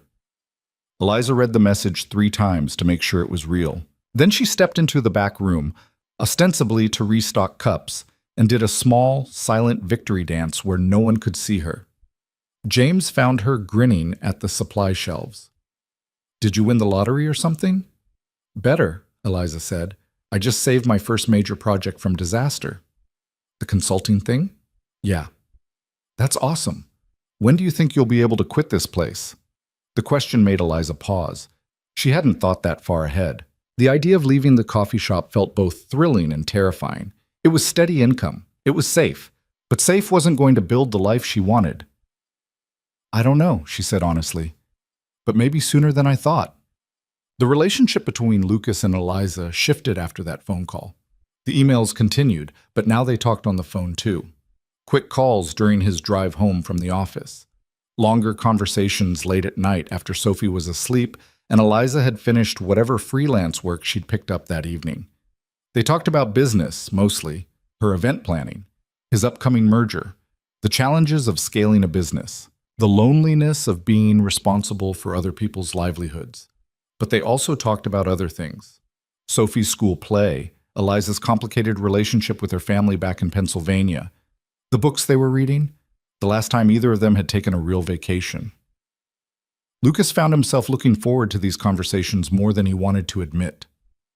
There was something about talking to Eliza that felt different from every other interaction in his life. She didn't want anything from him except advice, and even that she accepted gratefully without ever making him feel obligated. She challenged him, too, in ways most people didn't dare. During one late-night call, she asked, Do you ever think about doing something completely different? Like, if you weren't running your company, what would you do? Lucas was in his home office, nursing a bourbon and looking out at the city lights. The question caught him off guard. I don't know. I've been doing this for so long, I'm not sure I know how to do anything else. That's not true. You're good at mentoring. You could teach, maybe. Business school or something. Standing in front of a classroom? I don't think so. Why not? You're patient. You explain things clearly. You don't make people feel stupid for not knowing something. Lucas considered this. I've never thought about it. Maybe you should. I mean, don't get me wrong. I'm sure your company is important, but you seem happiest when you're helping people figure things out. The observation was too accurate to be comfortable. Sophie said something similar recently, Lucas admitted, that I seem happier when I'm helping people. Smart kid. Too smart sometimes. Eliza laughed, and the sound made him smile reflexively. Can I ask you something? She said, her tone shifting to something more serious. Of course. Well, why did you really start helping me? And don't say it's because I reminded you of yourself or because someone helped you once. I mean the real reason. Lucas set down his glass and thought about how to answer honestly. I think, he said slowly, I was lonely. Not in the obvious way. I have Sophie, I have colleagues, I have a full life on paper. But I was lonely for connection that felt real. Everyone I interact with wants something from me, a decision, an approval, an investment. Even Sophie, as much as I love her, needs me to be dad, to be the stable one, the reliable one. He paused, surprised by his own honesty. You didn't want anything from me, he continued. You just wanted to return a suitcase. And then you wanted advice, but you asked like it was a favor, not an expectation. Talking to you felt like the first real conversation I'd had in years. The silence on the other end stretched for several seconds. That's the saddest thing I've heard in a long time, Eliza said finally, her voice soft. Is it? Yes. Because you're Lucas Hales. You have everything, and you're telling me you're lonely.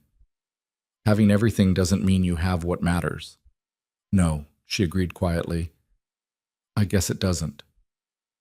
They talked for another hour that night, the conversation drifting into deeper territory than either had intended. Eliza told him about why she'd left Pennsylvania, a father who drank, a mother who'd given up, siblings she'd had to parent because no one else would, how she'd saved every dollar from her job at a local grocery store until she had enough for a bus ticket and 1 month's rent in New York. Lucas told her about his wife, how they'd met in college, married too young, had Sophie before they'd really figured out who they were as individuals, how cancer had taken her so quickly there'd been no time to prepare, no chance to say everything that needed saying. I was angry for a long time, he admitted. Not at her, at the universe maybe, at the unfairness of it. Sophie was too. She needed her mother. I needed my wife. And none of that mattered to cancer. How did you get through it? I'm not sure I did. I just kept moving, built the business bigger, focused on Sophie, filled every hour so I wouldn't have to feel anything. That's not getting through it. That's surviving. What's the difference? Getting through it means you eventually feel things again. Surviving just means you're still breathing. The words hit harder than they should have. Lucas realized she was right. He'd been surviving for 5 years, mistaking forward momentum for healing. You're very wise for someone so young, he said, trying to lighten the mood. I'm 27, not exactly a child. I'm 32, that makes me ancient. Practically geriatric, she teased. Should I be worried about you breaking a hip during our phone calls? He laughed, grateful for the shift in tone. I'll try to stay upright. When they finally hung up, well past midnight, Lucas sat in his office for a long time, thinking about the conversation. Something had shifted. The boundary between mentor and friend had blurred into something else, something neither of them had named yet, but both could feel building. And Lucas wasn't sure if he should pull back or lean into it. The corporate event was 3 weeks away when Lucas made a decision that surprised him. He was having lunch with Sophie at her favorite diner, the kind of place that served breakfast all day and had crayons at every table. She was drawing an elaborate picture of what she claimed was a unicorn, but looked more like a horse with a traffic cone attached to its head. Daddy, can I ask you something? She said without looking up from her artwork. Always, sweetheart. Are you dating someone? Lucas nearly choked on his coffee. What? No, why would you ask that? Sophie finally looked up, her green eyes serious. Because you're different lately. You smile more. You're not always thinking about work during dinner, and you talk on the phone at night in that quiet voice you used to use with Mommy. The observation was so accurate it was almost painful. I'm not dating anyone, Lucas said carefully, but I've been talking to a friend more often lately. The friend you're helping with business stuff? Yes? Is she pretty? Sophie? It's a yes or no question, Daddy. Lucas sighed. I don't know. I mean, yes, she's pretty, but that's not why we're friends. Do you like talking to her? Yes. Does she make you happy? Lucas considered the question honestly. Did Eliza make him happy? Talking to her felt like the best part of his day. Helping her succeed gave him more satisfaction than closing any business deal. Hearing her laugh made him smile even when he was exhausted. Yeah, he said quietly. She does make me happy. Sophie nodded like this confirmed something she'd already suspected. Then you should meet her in person more, not just on the phone. It's complicated, sweetheart. Why? Because we're very different people from very different worlds. Sophie went back to coloring her unicorn. That's dumb. If she makes you happy, who cares if you're different? Out of the mouths of 7-year-olds. That evening, Lucas sent Eliza a message that felt simultaneously bold and terrifying. The event is in 3 weeks. When was the last time you took an actual break? Define break. More than 3 hours away from all your jobs. Then, never? I don't know. Why? Lucas typed his next message carefully. Sophie has a school thing Friday afternoon that I need to attend. I was thinking of taking the rest of the day off afterward. Maybe walking around the city, getting coffee, being a human instead of a CEO for a few hours. Want to join me? He sent it before he could second-guess the invitation. The response took longer than usual, long enough that Lucas started to regret asking. Finally, her message came through. Are you asking me to hang out? Like in person? Not for business reasons? Yes. Is that weird? Maybe a little. But good weird. So is that a yes? I have the afternoon shift at the coffee shop. Can you switch with someone? Another pause. Probably. James owes me from last week. Then switch with him. Lucas, are you sure about this? I mean, we've built this nice mentor thing. What if meeting in person ruins it? The question was valid. They'd built something in the safe distance of emails and phone calls. Meeting in person added a layer of reality that could expose the connection as less than what it felt like digitally. But Lucas found he wanted to take that risk. Then it ruins it. But I don't think it will. Okay. Friday afternoon. What time? They made plans to meet at 2 p.m. in Washington Square Park. Neutral territory. Public. Low stakes. For the next 3 days, Lucas found himself unusually distracted. He caught himself checking his appearance in mirrors more than normal. He second-guessed his outfit choices for Friday. He felt like a teenager preparing for a first date, which was ridiculous. This wasn't a date. It was just 2 friends meeting for coffee and a walk. But the nervous energy in his stomach suggested his subconscious didn't entirely believe that rationalization. Friday arrived with perfect autumn weather. Lucas attended Sophie's school presentation. She'd written a story about a unicorn who solved mysteries, reading it aloud with endearing seriousness, then dropped her at Mrs. Chen's for the afternoon.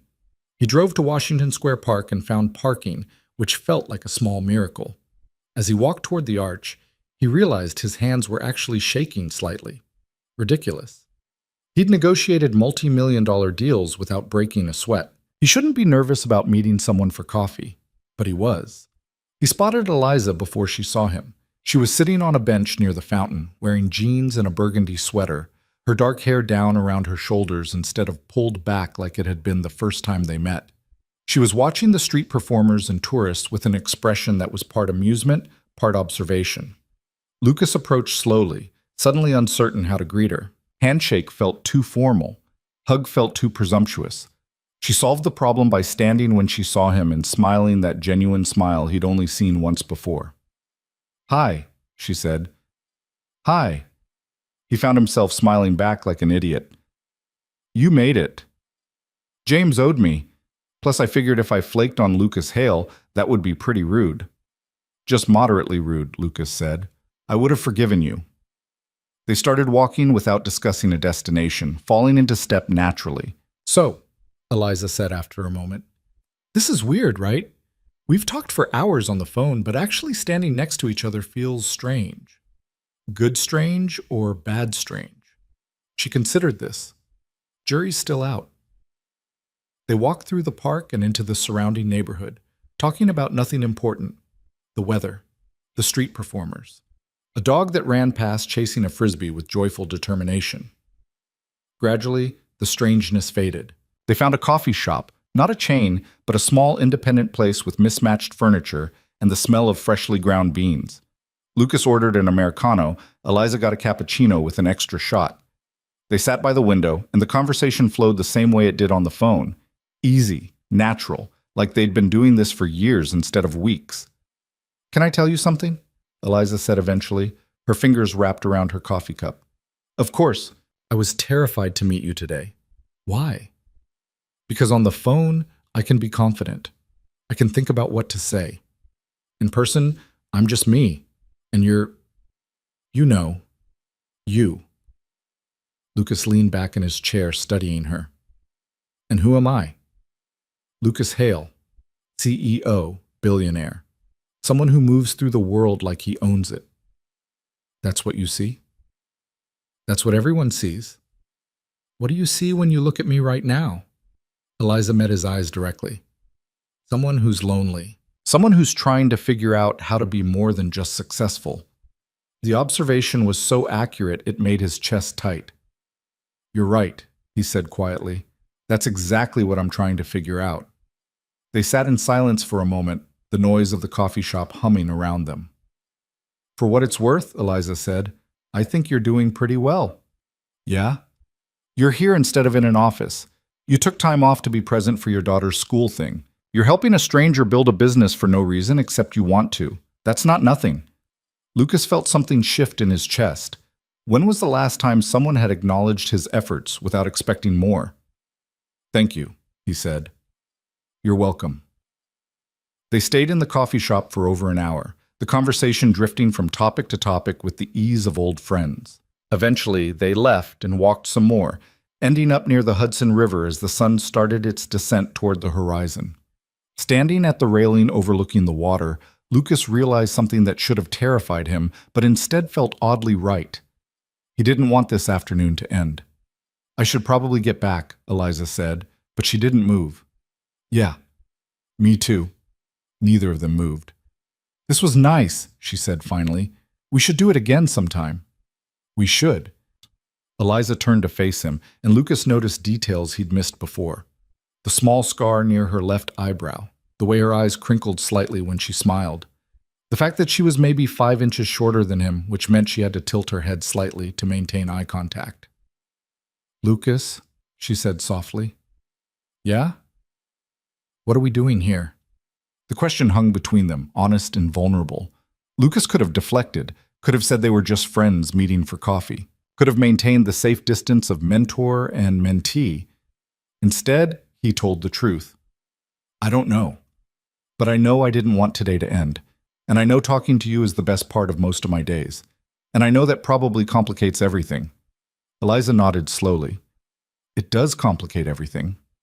Does that scare you? Terrifies me. You? Same. They stood there by the river as the sun painted the sky in shades of orange and pink. Two people from completely different worlds trying to figure out if the connection they'd built in emails and phone calls could survive in the real world.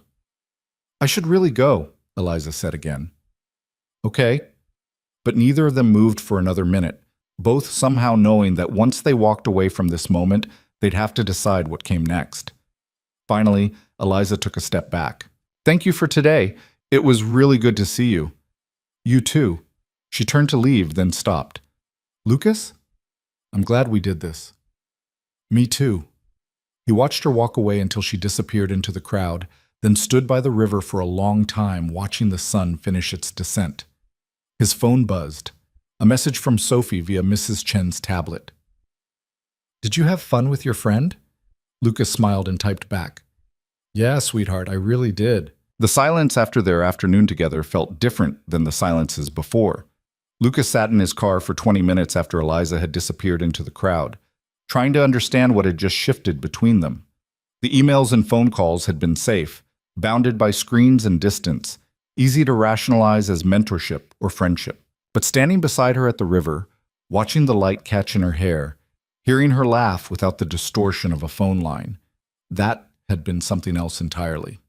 He drove home through rush hour traffic, his mind only half on the road. The other half kept replaying moments from the afternoon, the way she'd tucked her hair behind her ear when she was thinking, how she'd argued with him about the best route to take through the village like she'd lived there her whole life. The moment their hands had almost touched reaching for the door at the same time, and how they'd both pulled back too quickly. Mrs. Chen had dinner waiting when he arrived. Sophie was at the kitchen table doing homework, or at least pretending to while actually drawing more unicorns in the margins of her math worksheet. "How was your afternoon?" he asked, kissing the top of her head. "Good. How was yours?" She looked up at him with those two knowing eyes. "Good." "Did you have fun with your friend?" "I already answered that in my text. I want to hear you say it in person." Lucas pulled out a chair and sat down across from her. "Yes, I had fun. We walked around, got coffee, talked." "What did you talk about?" "Everything. Nothing. Just conversation." Sophie studied him with an intensity that reminded him uncomfortably of her mother. "You really like her, don't you?" "Sophie, it's okay if you do, Daddy. I want you to be happy." The simple statement made his throat tight. When had his 7-year-old daughter started worrying about whether he was happy? "I am happy, sweetheart." "You're happier now than you were before, I can tell." Mrs. Chen, who'd been tactfully pretending not to listen while setting out dinner plates, caught his eye and gave him a small, knowing smile. After dinner, after Sophie was in bed, Lucas sat in his office and stared at his phone. He wanted to text Eliza, wanted to continue the conversation they'd been having by the river before reality had pulled them back. But what would he even say? His phone buzzed, solving the problem for him. "I'm home. James is never letting me forget that I bailed on a Friday shift to hang out with a billionaire." Lucas smiled at the screen. "Did you tell him the billionaire bought you expensive coffee?" "I told him the billionaire bought me a $4 cappuccino and we walked around like normal humans. He was disappointed by the lack of helicopter rides and champagne. I can arrange a helicopter ride if that would make the story better." "Please don't. I'm terrified of heights." "Noted. No helicopters." There was a pause, then another message came through. "Today was really nice. I wasn't sure it would be, but it was." "You thought it might not be nice?" "I thought it might be awkward, like when you meet someone you've only known online and realize you have nothing in common in person." "Did we have nothing in common?" "No. We had everything in common, which is somehow more terrifying." Lucas understood exactly what she meant. The connection they'd built remotely had translated seamlessly into reality, which meant they couldn't dismiss it as a digital illusion anymore. "Terrifying how?" The response took several minutes. "Because this feels real now, and real things can hurt in ways hypothetical things can't." Lucas stared at her message for a long time before responding. "They can also matter in ways hypothetical things can't." "Is that what you want? For this to matter?" He could have hedged, could have kept it light and non-committal. Instead, he typed the truth. It already matters. No response came for almost 10 minutes. Lucas watched the screen, wondering if he'd pushed too far, been too honest. Finally, 3 dots appeared, then disappeared, then appeared again. "I don't know what to do with that." "Neither do I. But I thought you should know." "Lucas, I'm 27 years old and I work 3 jobs just to make rent. You're a billionaire CEO with a daughter and a life that exists in a completely different stratosphere than mine. What exactly are we doing here?" The question was fair, rational, exactly what his own logical mind had been asking. "I don't know, but I know that I haven't felt this alive in years. And I think you feel something too, or you wouldn't be scared." "Of course I feel something, but feeling something doesn't mean it makes sense. When has anything worth having ever made sense?" Another long pause. "I need to think about this. About what this is or could be. I can't think clearly when I'm texting you at midnight." "Okay. Think about it. Take your time. Thank you for today. even if I'm currently spiraling about what it means. You're welcome. And Eliza, whatever you decide, I'm glad we met, even if it started with a suitcase mix-up. Me too. Good night, Lucas. Good night. He set his phone down and leaned back in his chair, staring at the ceiling. The smart thing would be to let this go, to pull back before it got complicated. He had Sophie to think about. His company, his carefully structured life that worked precisely because he didn't introduce variables he couldn't control. But nothing about meeting Eliza had been part of any plan, and somehow that made it feel more important than anything he'd carefully orchestrated. And the weekend passed with no contact between them. Lucas had told her to take her time, and he meant it, but the silence felt heavier than it should have. He took Sophie to the park on Saturday, to the Natural History Museum on Sunday. He tried to be present, to focus on his daughter and the moments they were sharing, but his mind kept drifting to a fourth-floor walk-up in Astoria and the woman there who was probably planning her event and avoiding thinking about him. Or maybe she wasn't avoiding thinking about him at all. Maybe she'd already decided it was too complicated and moved on. The thought bothered him more than it should have. Monday morning arrived with a full schedule of meetings. Lucas was in the middle of a conference call with his legal team about the merger when his assistant knocked on his office door. He muted himself and looked up questioningly. "There's a delivery for you," she said, looking confused. "Personal, not business. I wasn't sure if you wanted it brought in or what kind of delivery." "Coffee. From a shop in Astoria."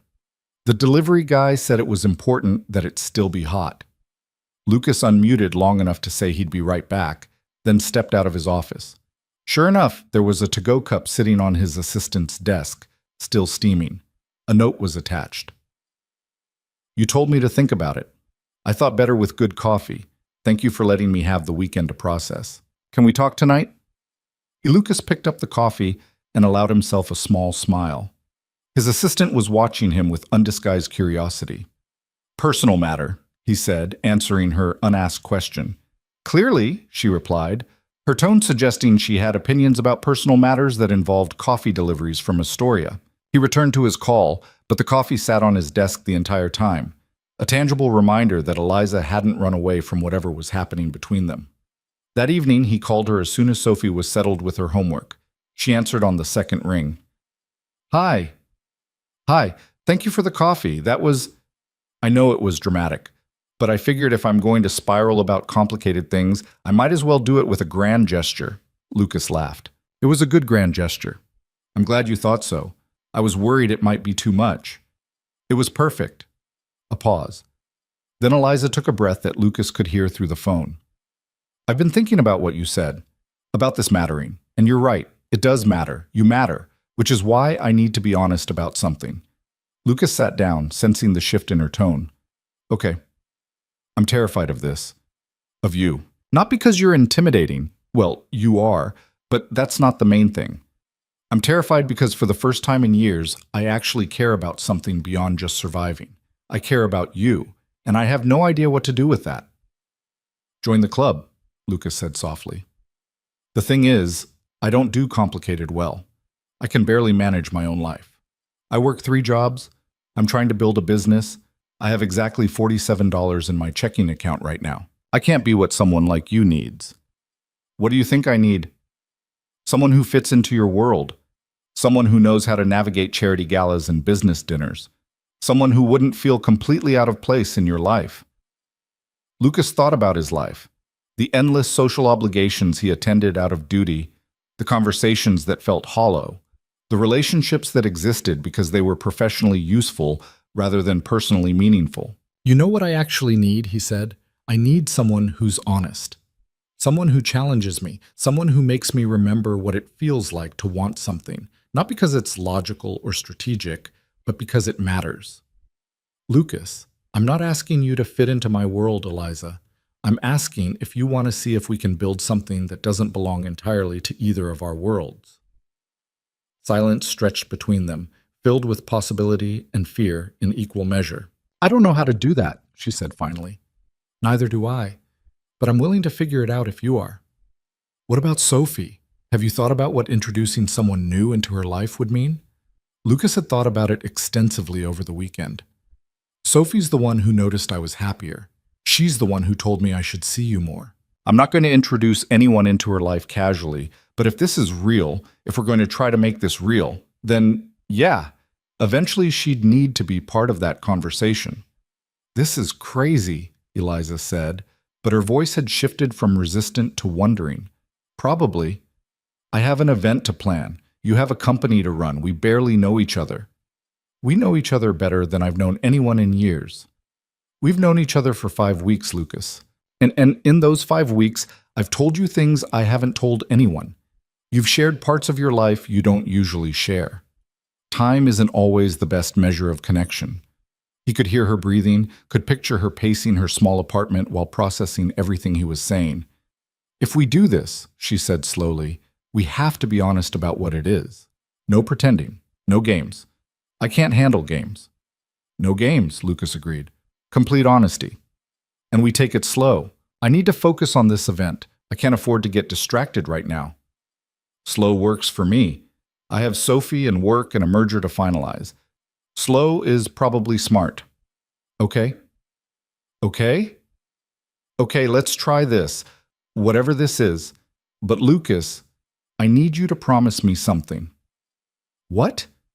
If at any point this stops working, if it gets too complicated, or if you realize I don't fit, or if Sophie needs you to be just her dad and not someone who's dating, you tell me. You don't let it drag out to spare my feelings. I promise. But you have to promise the same thing.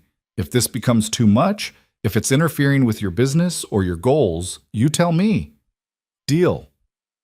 They stayed on the phone for another hour, the conversation shifting to easier topics now that they'd navigated the difficult one. Eliza told him about her progress on the event. Lucas told her about Sophie's latest unicorn drawing, which now included a detective hat because the unicorn was apparently solving crimes. When they finally hung up, Lucas sat in his office feeling simultaneously terrified and more hopeful than he'd felt in years. They were doing this, whatever this was. The next 2 weeks fell into a new pattern. Lucas and Eliza talked every day, but the conversations were shorter now. She was deep into event planning, coordinating vendors, managing last-minute client changes, working her other jobs while simultaneously building her business. Lucas was finalizing the merger that would expand his company into 3 new markets. Board meetings, investor calls, negotiations that required every ounce of his attention. But they made time. Quick phone calls during lunch breaks, text messages late at night, small moments of connection that felt more important than the hours they used to spend on the phone. They didn't see each other in person. Both agreed they needed to focus on their responsibilities, but the knowledge that they were trying, that they'd agreed to see where this could go, changed everything. Lucas found himself thinking about the future in ways he hadn't in years. Not just the next quarter's projections or Sophie's next school year, but bigger possibilities. What it might look like to build a life with someone. What it might mean to let someone in. Sophie noticed the change in him immediately. "You're humming," she said one evening while he was making dinner. Lucas paused, realizing she was right. He'd been humming while chopping vegetables. When was the last time he'd done that? "Is that a crime?" "No, it's nice." "You used to hum when Mommy was alive, I remember." The observation made his chest tight. He set down the knife and looked at his daughter. "Does it bother you that I'm happy?" Sophie looked at him like he'd asked the stupidest question imaginable. "Why would that bother me?" "Because it means things are changing. I'm changing." She considered this with the seriousness she brought to all important matters. Things are always changing. That's what Mrs. Chen says. She says the only thing that stays the same is that nothing stays the same. Mrs. Chen is very wise. She is, but Daddy, can I ask you something? Always. When am I going to meet your friend? Lucas sat down at the kitchen table, pulling Sophie into the chair next to him. Would you want to meet her? If she makes you happy, then yeah. I want to know what she's like. It might be a while still. We're both really busy right now and we're taking things slow. Lucas returned to chopping vegetables, still humming, without realizing it. The corporate event was 2 days away when everything started going wrong. The caterer called Tuesday morning to say their kitchen had flooded and they couldn't fulfill the order. Eliza had exactly 48 hours to find a replacement caterer for 200 people. She called Lucas in a panic. "I can fix this," she said, her voice tight with barely controlled hysteria. "I can fix this. I just need to breathe and think clearly and—" "Eliza, stop." She stopped talking. "Breathe," Lucas said calmly. "Right now. Just breathe." He heard her take a shaky breath. "Good. Again." Another breath, steadier this time. "Now tell me exactly what happened." She explained the situation.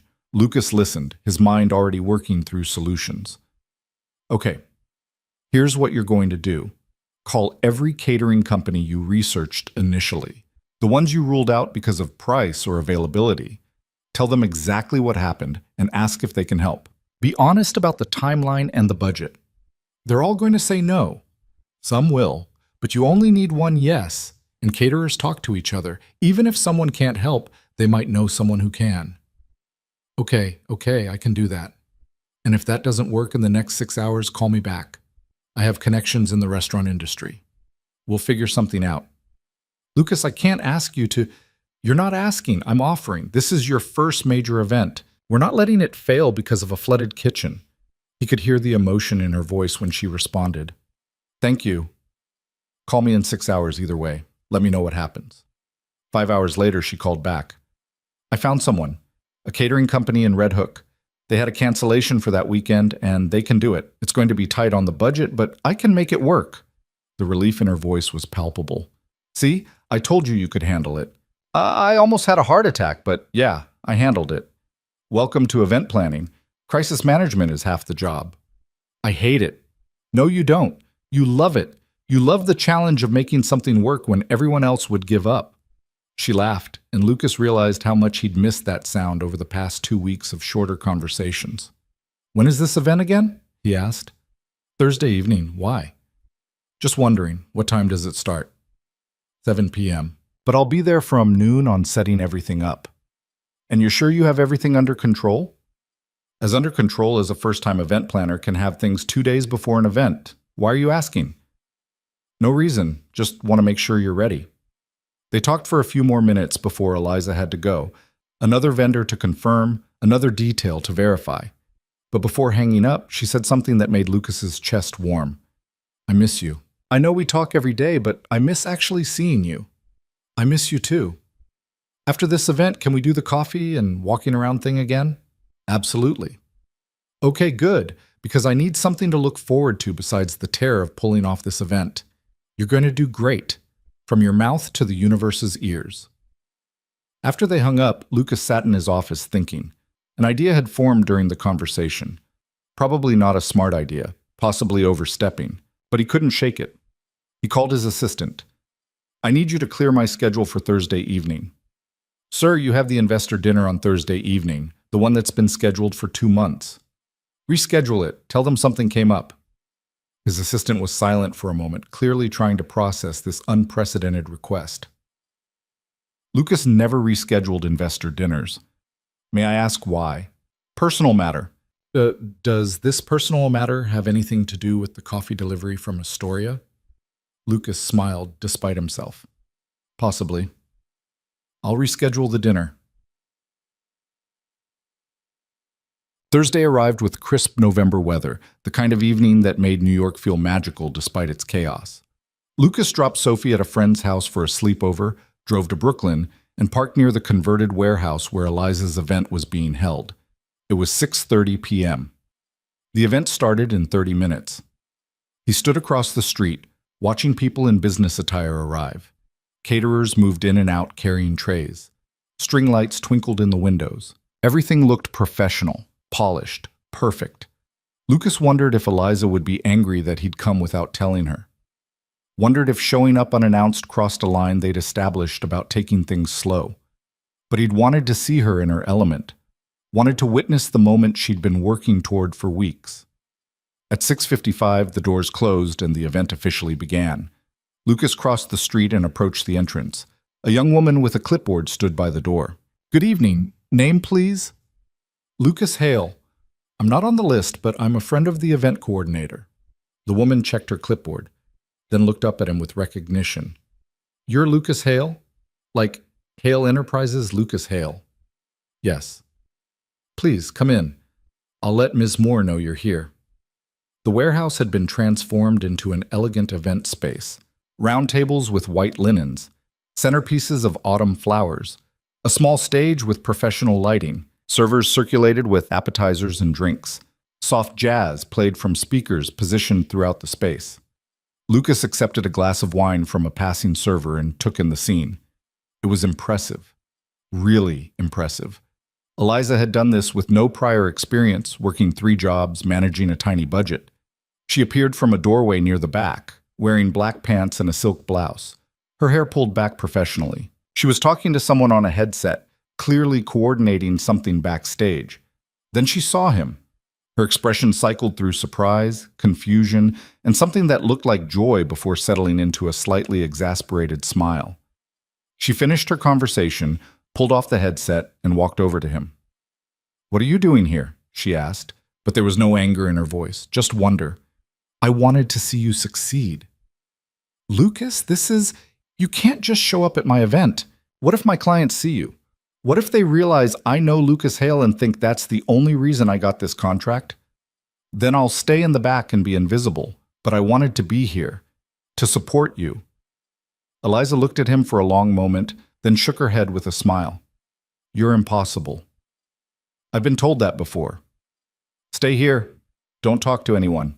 And definitely don't tell anyone who you are." "I'll be a ghost." "You sure you're 6'2" and wearing a suit that probably costs more than my car? You're not going to blend in." Lucas looked around at the other attendees. She had a point. "I'll stay out of the way," he compromised.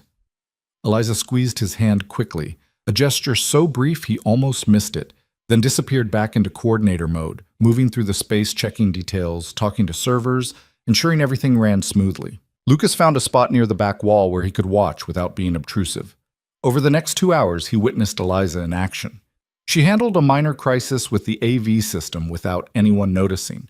She gracefully redirected a guest who'd had too much wine. She coordinated the dinner service with the precision of someone who'd been doing this for years. She was magnificent. Around 9 p.m. during dessert service, she appeared beside him again. "You're still here," she said. "I told you I would be. The event's almost over. I need to stay until the end, make sure cleanup starts properly." "I can wait." "Lucas, you really don't have to." "I know I don't have to. I want to." She looked at him with an expression he couldn't quite read. "This is the nicest thing anyone's done for me in a long time." "Showing up uninvited to your event? Showing up because you believed I could do this, because you wanted to see me succeed." The last guest left around 10:30. Eliza coordinated with the catering company and the venue staff about cleanup, ensured everything was being handled properly, then finally stepped outside where Lucas was waiting. She looked exhausted and exhilarated in equal measure. "You did it," Lucas said. "I did it." She started laughing, the kind of relieved laughter that comes after sustained tension finally releases. "I actually did it. The clients loved everything. They're already talking about booking me for their next event." "Of course they are. You were incredible in there." Eliza spun in a small circle on the sidewalk, her arms out, face tilted toward the sky. "I did it!" Lucas watched her celebrate, memorizing the moment. This was what success looked like when you'd fought for every inch of it. She stopped spinning and looked at him, suddenly serious. "Thank you for being here. I know we said we were taking things slow, but having you here meant everything. I wouldn't have missed it." They stood on the Brooklyn sidewalk in the November cold, the noise of the city humming around them. "Can I drive you home?" Lucas asked. "My car's parked 2 blocks away." "Then can I walk you to your car?" "You can do better than that." "What do you mean?" Eliza stepped closer to him. "You can kiss me." Lucas's heart rate kicked up. "I thought we were taking things slow." "We were. We have been. But I just pulled off my first major event, and you showed up to support me, and I'm standing here thinking that slow is overrated." Eliza, "Oh, if you don't want to, that's okay. But if you do want to and you're holding back because you think you should, then stop overthinking it." Lucas looked at her, really looked at her. The woman who'd saved for 5 months to invest in herself, who worked 3 jobs without complaining, who'd taken a chance on her own abilities and proved herself right. He stepped forward, cupped her face in his hands, and kissed her. It was soft at first, tentative, like they were both still confirming this was real. Then Eliza's hands found his jacket and pulled him closer, and the kiss deepened into something that felt inevitable. When they finally pulled apart, they were both breathing hard. "Slow is definitely overrated," Eliza said. Lucas laughed, resting his forehead against hers. "Completely overrated." They stood there for another moment, holding each other on a Brooklyn sidewalk, two people from different worlds who'd found something neither had been looking for. "I should really get home," Eliza said eventually, but she didn't move. "You should." "Are you going to let me go?" "Eventually." She smiled against his shoulder. "Lucas?" "Yeah?" "I'm really glad we mixed up our suitcases. Best mistake I ever made." They finally pulled apart on that Brooklyn sidewalk, and Lucas walked Eliza to her car with his hand in hers. The simple gesture felt monumental. Weeks of careful distance collapsed into the warmth of her fingers laced through his. "So what happens now?" Eliza asked when they reached her aging Honda Civic, parked under a streetlight that flickered intermittently. Lucas leaned against her car, pulling her closer. "What do you want to happen?" "I want to see you tomorrow. And the day after that. I want to stop pretending this is casual when it hasn't been casual since the first phone call." "Then that's what we do." "Just like that?" "Just like that." He kissed her forehead. "But Eliza, we need to be smart about this. You have a business you're building. I have Sophie. We can't just dive in without thinking about how this affects everything else." "I know." She sighed, resting her head against his chest. "I just spent 6 weeks being careful and rational. I'm tired of being careful." "Me too. But being tired of it doesn't make it less important." She pulled back to look at him. "Okay, so we're doing this, but we're doing it right. What does that look like?" Lucas thought for a moment. "It means I need to tell Sophie. Really tell her. Not just hint that I have a friend. And you need to decide if you're ready to meet her." "I'm terrified of meeting her." "She's 7. She draws unicorns. There's nothing terrifying about her." "She's your daughter, Lucas. She's the most important person in your world. What if she doesn't like me?" "She will. But even if she's uncertain at first, we'll work through it. Together." Eliza nodded slowly. "And what about your world? The business dinners and charity galas and all the things that come with being Lucas Hale?" "We'll navigate those too. But Eliza, I need you to understand something. I'm not asking you to become someone you're not. I don't want you to. I just need you to be willing to try." "I can try." She looked up at him with those dark eyes that had become so familiar over phone calls and emails. "But you have to promise me something." "What?" "Promise me you won't hide me. I know I don't fit in your world, but I can't be a secret. I've been invisible my whole life. I can't be invisible to you too." The vulnerability in her voice made his chest ache. He cupped her face in his hands. "You could never be invisible to me. Never." She kissed him again, softer this time, like she was sealing a promise. "I should really go home now," she said when they broke apart, "before I forget every rational thought I've ever had." "Text me when you get there." "Yes." "And Lucas, thank you for tonight, for showing up, for everything." He watched her drive away, her taillights disappearing into Brooklyn traffic, and felt the weight of what they were starting settle over him. This wasn't going to be easy. Their lives didn't align naturally.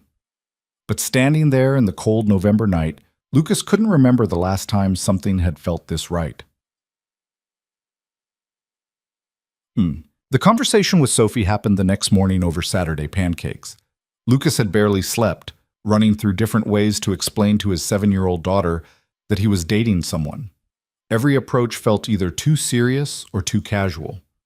Sophie was drowning her pancakes in syrup when he finally found the words. "So you know how we talked about my friend?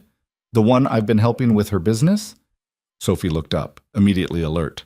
"The one who makes you smile at your phone?" "Yes, her name is Eliza, and I want you to know that she's become more than just a friend." "Like a girlfriend?" The word sounded strange coming from his daughter. When had she even learned that term? "Yes, like a girlfriend." Sophie considered this while chewing her pancake. "Do you love her?" Lucas hadn't expected that question. Did he love Eliza? They'd known each other for 6 weeks. That wasn't enough time to fall in love with someone, except he thought about her constantly. Her success felt like his success. Her fears felt like his fears. When she laughed, something in him lit up. When she was stressed, he wanted to fix everything for her. I care about her very much, he said carefully. And I think maybe I could love her, but it's still early. Does she make you happy? Very happy. Then I want to meet her. Lucas felt relief flood through him. You do? Yes. If she's important to you, she should be important to me too. That's what families do. The simple wisdom nearly undid him. He reached across the table and squeezed his daughter's hand. When did you get so wise? I've always been wise. You just don't always notice. Fair point. Sophie returned to her pancakes, then looked up again. Daddy? Yeah, sweetheart? Is Eliza going to live with us? What? No, we just started dating. Nobody's moving in with anyone. But if she's your girlfriend, doesn't she have to live here? That's not how it works. People date for a long time before they even think about living together. How long? I don't know. There's no rule. Sophie thought about this. Can she come to my birthday party next month? Lucas hadn't even thought that far ahead. Sophie's birthday was 4 weeks away. Would Eliza want to come to a children's birthday party? Would it be too soon to bring her into family events? I'll ask her. But Sophie, I need you to understand something. Eliza and I are going to take things slowly. That means she won't be here all the time. It means we're still figuring out what this is. Okay. But Daddy? Yes? I'm glad you're happy, even if things are changing. He pulled her into a hug, this little person who'd been through so much loss already and was still open to letting someone new into their lives. I love you, kiddo. Love you too. Can I have more pancakes? And just like that, the conversation was over. Sophie returned to being 7, focused on syrup and Saturday morning cartoons, while Lucas marveled at how children could accept life's changes with a grace adults had forgotten.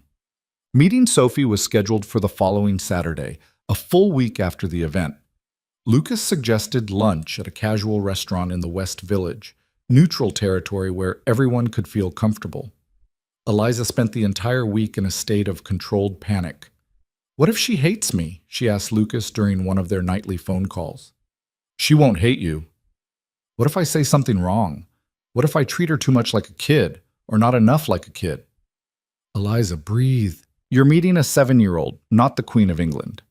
The Queen of England I could handle. 7-year-olds are terrifying. They're honest. They'll tell you exactly what they think. Lucas laughed. That's exactly why she'll like you. You're honest too. I'm going to throw up. You're not going to throw up. You're going to be yourself, and Sophie is going to see what I see. Someone kind and smart and genuine. What if she asks why I'm not rich like you? The question caught Lucas off guard. Why would she ask that? Because kids notice things, and I'm obviously not from your world. What if she wonders why you're dating someone who drives a 15-year-old Honda? Lucas was quiet for a moment. If she asks, which I doubt she will, you tell her the truth, that people's worth isn't measured by their bank accounts. Easy for a billionaire to say. Eliza. Sorry, I'm spiraling. I do that when I'm nervous. I know, and it's okay, but I need you to trust me on this. Sophie is going to like you because of who you are, not what you have or don't have. Eliza took a shaky breath. Okay, I trust you. Saturday arrived too quickly. Eliza changed her outfit 4 times before settling on jeans and a sweater that felt like the right balance between trying too hard and not trying enough. She drove into Manhattan with her stomach in knots, parked near the restaurant, and sat in her car for 5 minutes trying to calm her racing heart. Her phone buzzed. We're here. Take your time. Sophie's coloring while we wait. The image of Sophie coloring made Eliza smile despite her nerves. She got out of the car and walked into the restaurant. Lucas and Sophie were sitting at a table near the window. Lucas stood when he saw her, his face lighting up in a way that made her forget her anxiety for a moment. Sophie looked up from her coloring book and studied Eliza with open curiosity. Hi, Eliza said, suddenly forgetting every planned greeting. Hi, Sophie replied. You're Eliza. I am, and you're Sophie. I am. Do you want to see my drawing? It's a unicorn detective solving a murder mystery. Eliza sat down across from her, genuinely interested. A murder mystery? That's pretty dark for a unicorn. Sophie's face lit up. That's what Daddy said. But I think unicorns can solve dark cases too. They're not just for rainbows. I completely agree. What's the mystery? For the next 10 minutes, Sophie explained an elaborate plot involving a stolen diamond, a suspicious dragon, and a unicorn who used forensic magic to solve crimes. Eliza listened with genuine attention, asking questions and making suggestions that made Sophie's eyes widen with excitement. Lucas watched them interact, something in his chest loosening with each passing minute. When the waiter came to take their order, Sophie announced, "Eliza should sit next to me so I can show her my other drawings." Eliza moved to the seat beside Sophie, and Lucas caught her eye across the table. She looked less terrified now, more at ease.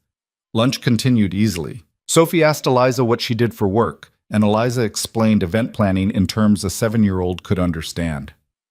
"So you plan parties?" Sophie asked. "Sort of. More like business events, but the same idea, making sure everything goes perfectly so people have a good time." "Could you plan my birthday party?" Lucas intervened quickly. "Sweetheart, Eliza plans professional events. Birthday parties are different." "Actually," Eliza said, "I would love to help with your birthday party." If you want me to. Sophie beamed. Really? Really, what kind of party do you want? Unicorns, obviously. Obviously, Eliza agreed seriously. Unicorn theme. Got it. What else? They spent the rest of lunch planning Sophie's birthday party, with Sophie contributing increasingly elaborate ideas that Eliza somehow made sound feasible. Lucas watched them interact and felt something he hadn't felt in years, the possibility of family. After lunch, they walked through the village. Sophie held Eliza's hand like it was the most natural thing in the world, chattering about school and her friends and the book she was reading. When they finally parted ways, Sophie had a playdate she needed to get to. Sophie hugged Eliza goodbye. "I like you," she announced. "You can come to more lunches." "I'd like that," Eliza said, her voice thick with emotion. After Lucas had dropped Sophie at her friend's house, he texted Eliza. "She loved you." "I loved her." "Lucas, she's amazing." "She is. And you were perfect with her. I was so nervous I almost threw up in the parking lot. You hit it well. Can I see you tonight, after Sophie's asleep? Come over. I'll open a bottle of wine and we can talk about unicorn birthday parties. Best offer I've had all day." The next few weeks fell into a rhythm that felt surprisingly natural. Lucas and Eliza saw each other 3 or 4 times a week, sometimes just the two of them, sometimes with Sophie included. Eliza's business was growing steadily. The corporate event had led to 2 more bookings. She'd signed her second pro bono client, the bookstore she'd identified weeks ago. She was still working her other jobs, but she'd cut back her hours at the coffee shop. "I can see the light at the end of the tunnel," she told Lucas one evening while they were cooking dinner together in his kitchen. Sophie was at a sleepover, giving them rare alone time. "In 6 months, maybe less, I could actually make this my full-time job." Lucas was chopping vegetables while Eliza stirred a sauce. The domesticity of the moment struck him. How normal this felt. How right. "You should do it sooner," he said. "You're ready now." "I'm not ready financially. I need more steady income before I can quit my safety net." "What if you didn't have to worry about the safety net?" Eliza stopped stirring. "What do you mean?" Lucas set down his knife and turned to face her. "What if I helped you, just temporarily, until the business is stable, cover your rent for a few months so you can focus full-time on building your client base?" The expression on her face shifted from curious to guarded. "Lucas, no. Why not?" "Because I can't accept money from you. That changes everything." "It doesn't have to change anything. I have resources. You need support. It's logical." "It's not logical. It's charity. And I don't want to be your charity case." The words stung more than they should have. "That's not what this is." "Isn't it?" Eliza set down the spoon, her voice rising. "You're the billionaire swooping in to save the struggling woman. How is that not charity?" "It's helping someone I care about achieve their goals faster. What's wrong with that?" "Because I need to do this myself. Don't you understand? My whole life, people have told me I couldn't make it, that I'd never be more than the poor girl from Pennsylvania working dead-end jobs. If you just hand me success, then they were right. I didn't earn it." Lucas tried to stay calm. "You have earned it. You're the one doing the work. I'd just be removing financial stress so you could do that work more effectively. No. Eliza's voice was firm. I appreciate the offer, I really do, but I have to do this my way. They stood in his kitchen, the sauce forgotten on the stove, the vegetables half chopped on the cutting board, facing each other across a divide that had appeared suddenly. Lucas wanted to argue, wanted to explain that accepting help wasn't weakness, but he could see in her expression that this was non-negotiable. Okay, he said finally. Your way. I respect that. Some of the tension left Eliza's shoulders. Thank you. But if you change your mind, I won't. But thank you for offering. They returned to cooking, the moment passing but leaving something unsettled between them. Later, after dinner, while they were cleaning up together, Eliza spoke quietly. I'm sorry for snapping at you. You didn't snap. You set a boundary. That's healthy. I know you were just trying to help. Lucas dried the plate she handed him. I was. But you're right that you need to build this yourself. I should have realized that. Eliza turned off the water and faced him. Here's the thing. I love that you want to help me. But if I'm going to be with you, really be with you, I need to know I'm your equal, not someone you're rescuing. The word love hung in the air between them, even though she'd used it casually. You're my equal, Lucas said, in every way that matters. Then trust me to build my business at my own pace. I do trust you. She smiled, some of the earlier tension dissolving. Good. Now, can we stop being serious and watch something mindless on TV? They moved to the couch, Eliza curling against his side while they watched a cooking competition show that required no emotional investment. But Lucas's mind was still on their conversation. He'd never been good at letting people struggle when he could fix things. His whole life was built around solving problems efficiently. But with Eliza, efficiency wasn't the goal. Her journey mattered as much as the destination. It was a lesson he was still learning. Sophie's birthday party happened on a sunny Saturday in early December. Eliza had transformed Lucas's apartment into a unicorn wonderland, decorations she'd found at party stores, borrowed from the event venue she'd worked with, and created herself late at night. There were unicorn balloons, a unicorn cake from Mrs. Chen's bakery, Eliza had coordinated that collaboration specifically, unicorn-themed games, and even a hired entertainer who did face painting. 15 7-year-olds descended on the apartment with the energy of a small tornado. Lucas watched Eliza coordinate the chaos with the same calm competence she'd shown at the corporate event. She kept the kids engaged, handled a minor meltdown when one child's face paint smudged, and made sure Sophie felt special throughout. Mrs. Chen, who'd been helping supervise, pulled Lucas aside. That girl is good for you, she said in her direct way. I know. Sophie loves her. I know that too. So what are you waiting for? Lucas looked at Mrs. Chen, confused. Waiting for what? To make this permanent. You love her. She loves you. Sophie loves her. What else do you need? Mrs. Chen, we've only been dating for 2 months. So? When you know, you know. Don't waste time being cautious when you should be living. She walked away before Lucas could respond, leaving him to think about her words. Did he love Eliza? He cared about her deeply. He thought about her constantly. His life felt fuller with her in it. But love? That was a big word with big implications. He watched her across the room, laughing with Sophie and her friends, and felt something settle into certainty. Yes, he loved her. The realization should have terrified him. Instead, it felt like coming home. After the party, after all the kids had been picked up, and the apartment was littered with unicorn decorations, Sophie was crashed on the couch in a sugar coma. Eliza was cleaning up despite Lucas's protests that she'd done enough. Thank you for this, he said, helping her gather trash. She had the best birthday. She deserved it. She's an amazing kid. She thinks you're pretty amazing too. Eliza smiled, dumping streamers into a trash bag. The feeling's mutual. Lucas watched her work, this woman who'd come into his life through a random mistake and changed everything. The words sat on his tongue, wanting to be said. But Sophie was there, even if she was half asleep. And 2 months felt too soon to say something so permanent. So instead he said, Stay tonight, after Sophie goes to bed. We can finish cleaning and just be together. Eliza looked at him, and something soft crossed her expression. I'd like that. Later, after Sophie was tucked into bed and the apartment was finally clean, Lucas and Eliza sat on his couch with glasses of wine, the city lights twinkling through the windows.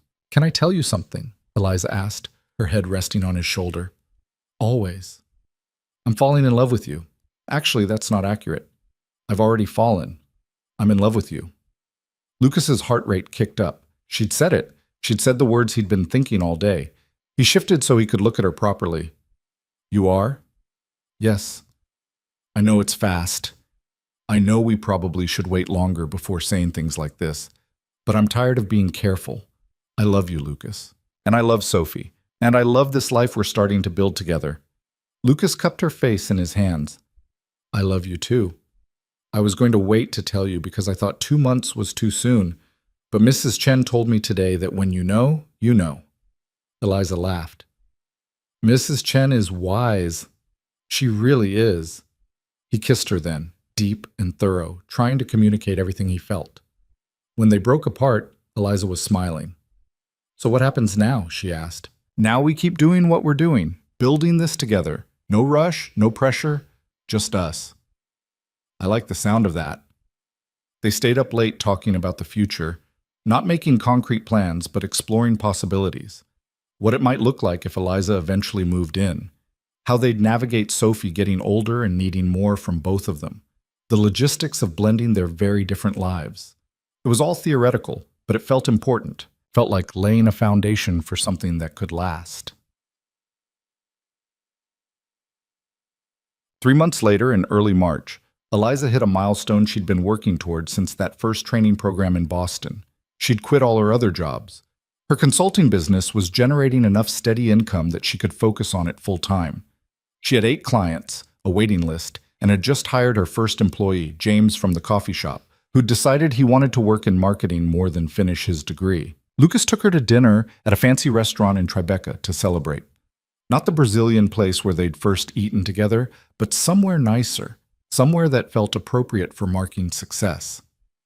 "I can't believe this is real," Eliza said, looking at the menu without seeing the prices first, a habit she'd only recently broken.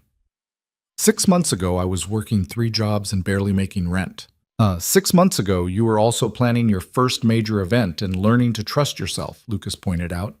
"You've always had this in you." "Maybe, but I couldn't have done it without you." "You could have. It might have taken longer, but you would have gotten here."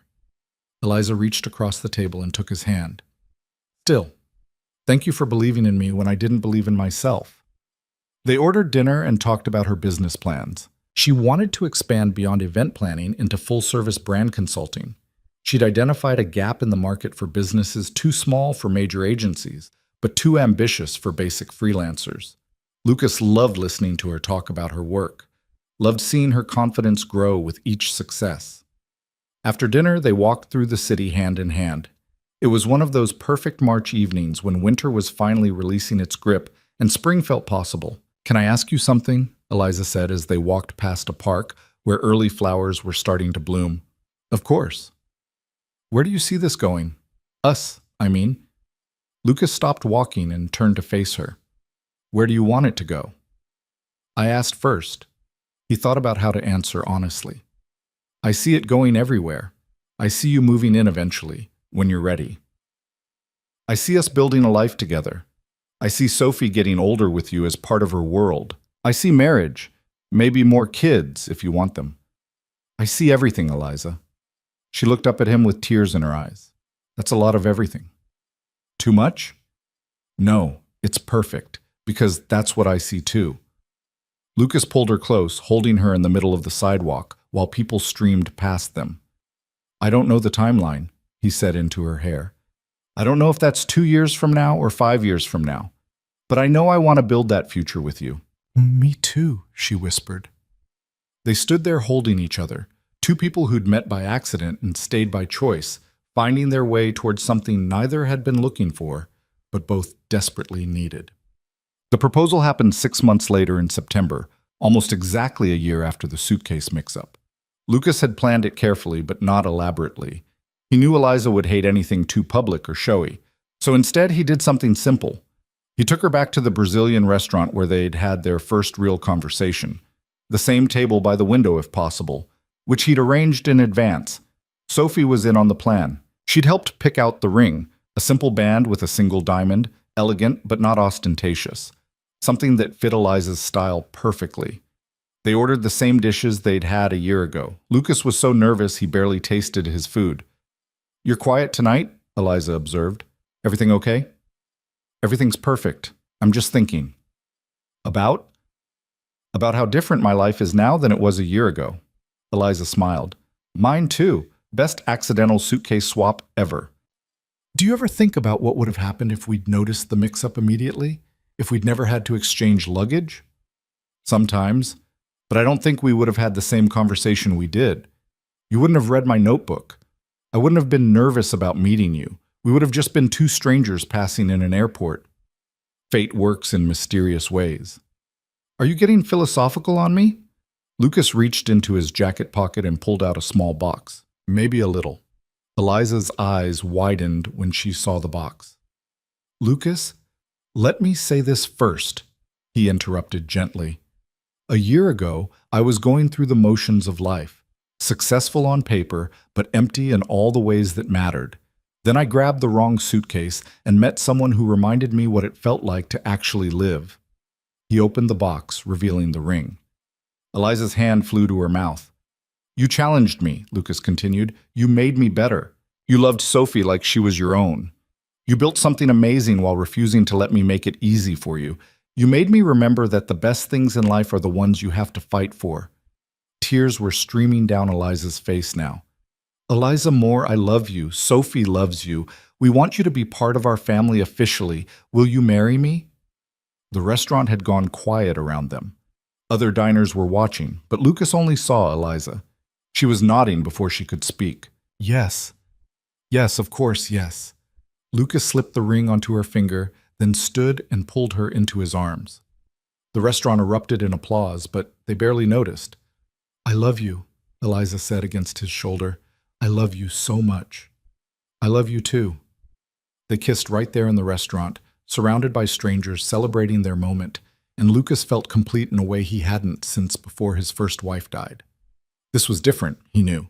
He'd loved his first wife, but that had been young love, built on shared dreams and inexperience. This was adult love, clear-eyed, intentional, built on mutual respect and genuine partnership. When they finally pulled apart, Eliza was laughing and crying simultaneously. "Sophie's going to lose her mind," she said. "She already knows. She helped pick the ring." "Of course she did. She's been asking me when we're getting married for 3 months. Apparently she's more perceptive than we gave her credit for." They sat back down, neither able to stop smiling. Eliza kept looking at her ring, then at Lucas, then back at the ring, like she couldn't quite believe it was real. "Can I tell you something?" she said eventually. "Always. That first day when you came to return my suitcase, I thought you were the most intimidating person I'd ever met. You had this aura of someone who'd conquered the world. And I was just me. You were never just anything. I know that now, but back then I couldn't imagine us in the same universe, let alone the same life. And now you're asking me to marry you." "Now I'm asking you to marry me," Lucas confirmed. "Because somewhere between that suitcase mix-up and now, I realize that you're the bravest person I've ever met. You fight for everything you have. You don't take shortcuts. You demand to be treated as an equal even when it would be easier to accept help. And that's exactly the kind of partner I want beside me." Eliza wiped her eyes. "You're going to make me cry through this entire dinner." "That's allowed at your own engagement dinner." They finished their meal in a happy daze, then walked through the city the same way they had after their first lunch together. But this time, Eliza had a ring on her finger, and Lucas had the certainty that this was just the beginning. The wedding happened the following spring, a small ceremony in a converted loft space in Brooklyn. Eliza planned it herself, of course, though Lucas had offered to hire the best wedding planner in the city. She'd declined with a kiss and reminded him that event planning was literally her job now. The guest list was intimate, fewer than 50 people. Sophie was the flower girl, taking her responsibilities with the seriousness only an 8-year-old could manage. Mrs. Chen was there, beaming with pride like this was all her doing, James and Maria from the coffee shop, a few of Lucas's close colleagues and friends. Eliza's sister, who'd flown in from Pennsylvania despite their complicated relationship, because some moments transcended old hurts. Lucas stood at the altar, a simple arch decorated with spring flowers, and watched Eliza walk down the aisle. She wore a simple dress, elegant but not ostentatious, with her hair down the way he loved it. She was carrying wildflowers instead of an elaborate bouquet. She looked perfect. When she reached him, she was smiling with tears in her eyes. "Hi," she whispered. "Hi," he whispered back. The ceremony was short and personal. They'd written their own vows, keeping them private, just for each other.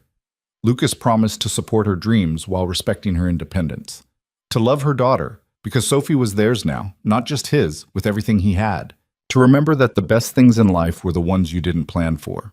Eliza promised to challenge him when he needed it and support him always. To be a partner, not a dependent. To love his daughter as her own. To remember that their different backgrounds made them stronger, not weaker. When the officiant pronounced them married, Sophie cheered loudly from her spot in the front row, making everyone laugh. The reception was held in the same space, transformed into a celebration that felt uniquely them, elegant but warm, sophisticated but genuine. During their first dance, Eliza looked up at Lucas with wonder in her eyes. "We did it," she said. "We did. I'm married to Lucas Hale. That's insane. I'm married to Eliza Moore Hale. That's perfect." She'd decided to hyphenate her name, keeping her identity while joining his. It felt right. Later in the evening, Sophie pulled Eliza aside while Lucas was talking to some guests. "Can I call you Mom now?" she asked, suddenly shy in a way she rarely was. Eliza knelt down to Sophie's level, her heart so full she thought it might burst. "Only if you want to. I'm not trying to replace your first mom." "I know, but she's gone and you're here, and you love me and Daddy. So I think that makes you my mom." Eliza pulled Sophie into a hug, not caring that she was crying at her own wedding. "Then yes, you can call me Mom. I would love that." Sophie hugged her back fiercely. "Love you, Mom." "Love you too, sweetheart." When Lucas found them a few minutes later, both wiping their eyes, he raised an eyebrow questioningly. "She called me Mom," Eliza explained.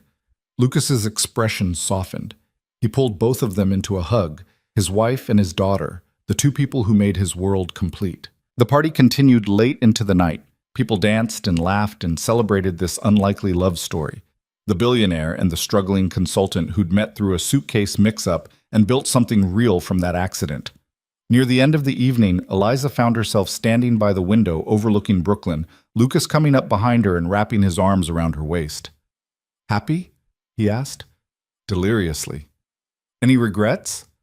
She turned in his arms to face him. "Not a single one. You?" "Only that I didn't grab the wrong suitcase sooner." Eliza laughed and kissed him. "I think we found each other exactly when we were supposed to." "Maybe so." They stood there watching the city lights, two people from different worlds who'd proven that connection mattered more than circumstance, that love could bridge any divide, that sometimes the best things in life started with mistakes. A year and a half ago, Lucas had been a lonely billionaire going through the motions. Eliza had been a struggling worker with dreams bigger than her budget. Now they were partners, building a life together that honored both their pasts while creating something entirely new. Sophie joined them at the window, squeezing between them. "Can we go home now?" she asked, yawning. "I'm tired." "Sure, sweetheart," Lucas said. "Let's go home."